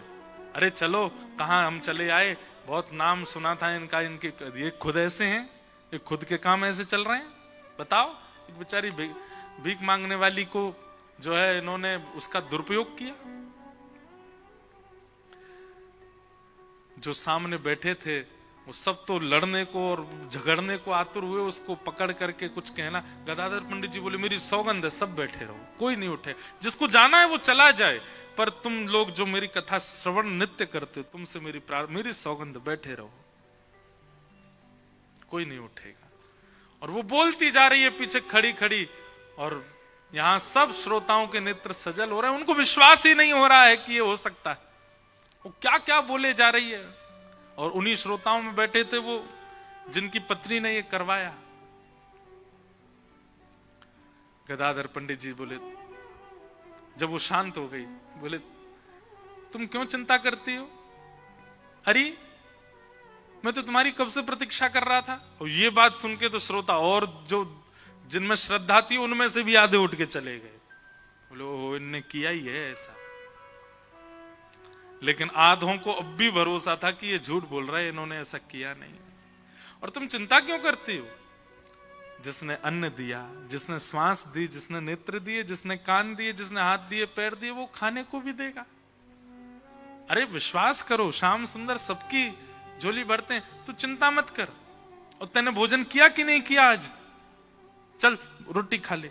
एक महात्मा तभी खड़ा हो गया, और खड़ा होकर के बोला, आप क्यों इस प्रकार का भाव कर रहे हैं? हम जानते हैं आपने ऐसा कुछ भी नहीं किया है, आपका इससे कोई परिचय नहीं है, दूर दूर तक आप इसको नहीं जानते। मैं कितने वर्षों से आपके साथ हूं, एक एक क्षण का मुझे आपका पता है, फिर आप ये बात कह करके औरों को क्यों भेज रहे हैं? गदाधर जी बोले, भीड़ बहुत हो गई थी, लोग प्रभाव के पीछे भाग रहे थे, लोगों को प्रभाव। ऐसी ही स्थिति श्री चैतन्य महाप्रभु के चरित्र में आती है। उनके केश इतने सुंदर थे, महाप्रभु जी जब चलते थे तो सिल्क के वस्त्र पहनते थे, धोती ऊपरना, और उनका अंग इतना सुंदर था, उनके छरेरा बदन, उनके केश इतने सुंदर, मुस्कान इतनी सुंदर कि लोग बाग सत्संग कम सुनते थे, उनके रूप को ही देखते रहते थे, कितने सुंदर है। महाप्रभु जी जब अपनी पलक झपकाते थे ना, कितने लोग, स्त्रियां नहीं पुरुष भी, उनके पलक झपका के ऐसे देखने मात्र से घायल हो जाते थे।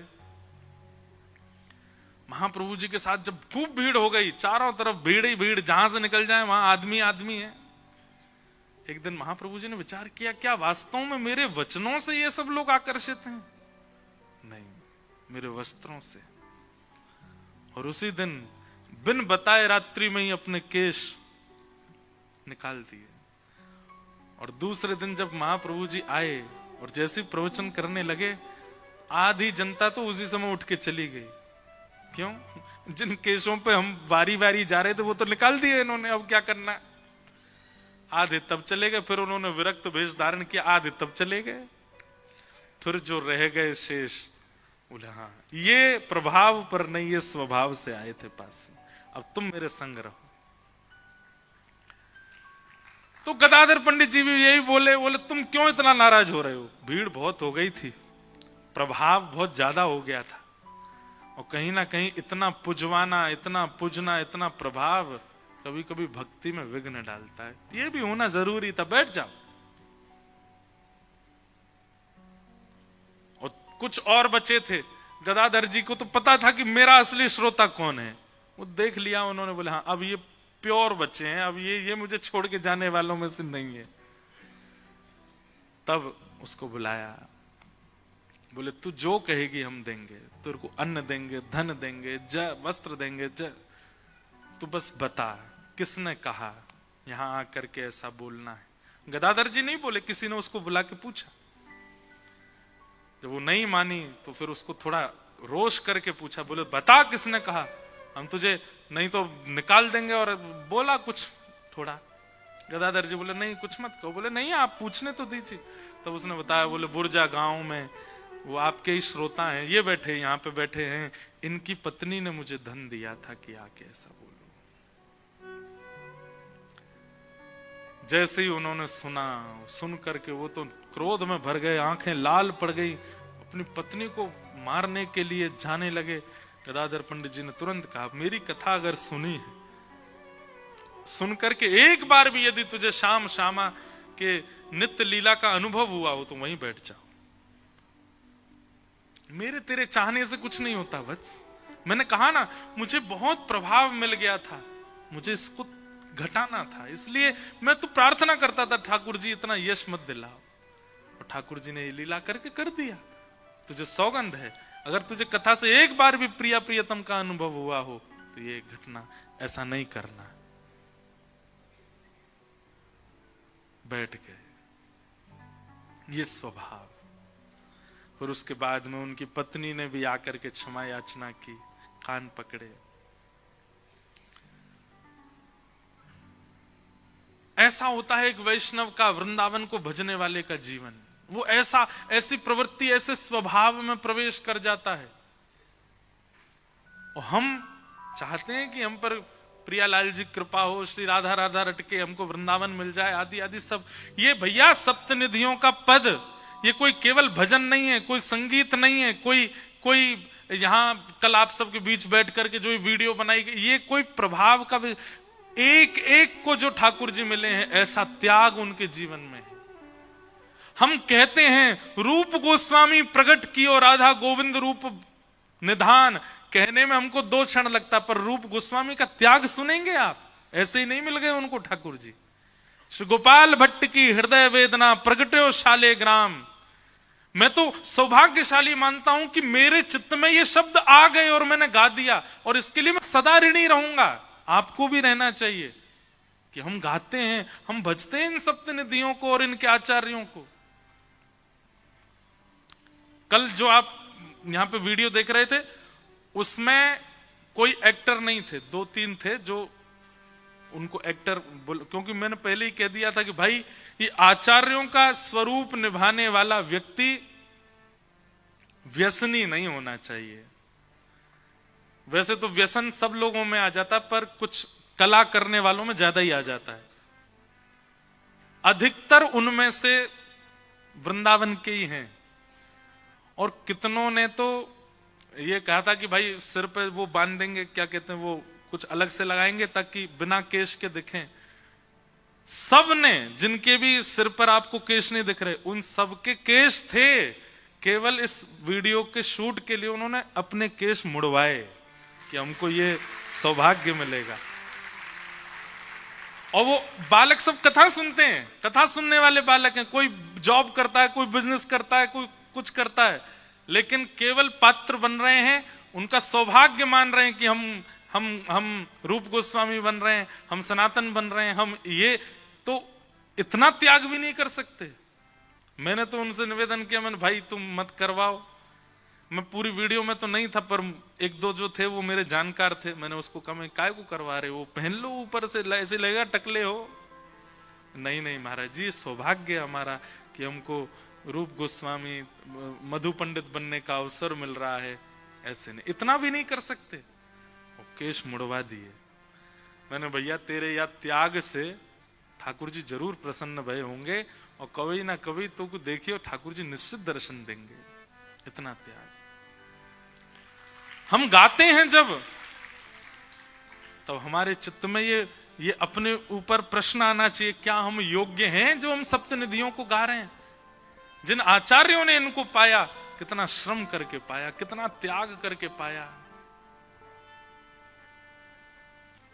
दोबारा देखिएगा एक बार जाके, केवल हरिराम व्यास जी और श्री हितरवंश महाप्रभु, ये दो बालक ऐसे थे जिनके सिर पर वस्त्र बांधा गया है, इसलिए उनका तो बनता ही नहीं था वो करना।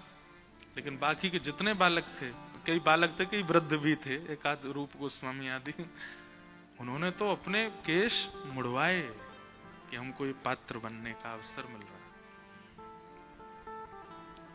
तो भैया वृंदावन शब्द इतना सरल नहीं है कि आप उसको गा दें, आप वहां पहुंच जाएं, आप वहां रह लें। वहां के लिए हमारे आचार्यों ने क्या क्या नहीं किया है, तब जाकर के वृंदावन की कृपा हुई है। सौभाग्य है हमारा कि इतनी दूर वृंदावन से, कच्छ में, गुजरात में, इस गांधी धाम की भूमि में वृंदावन प्रकट होता है।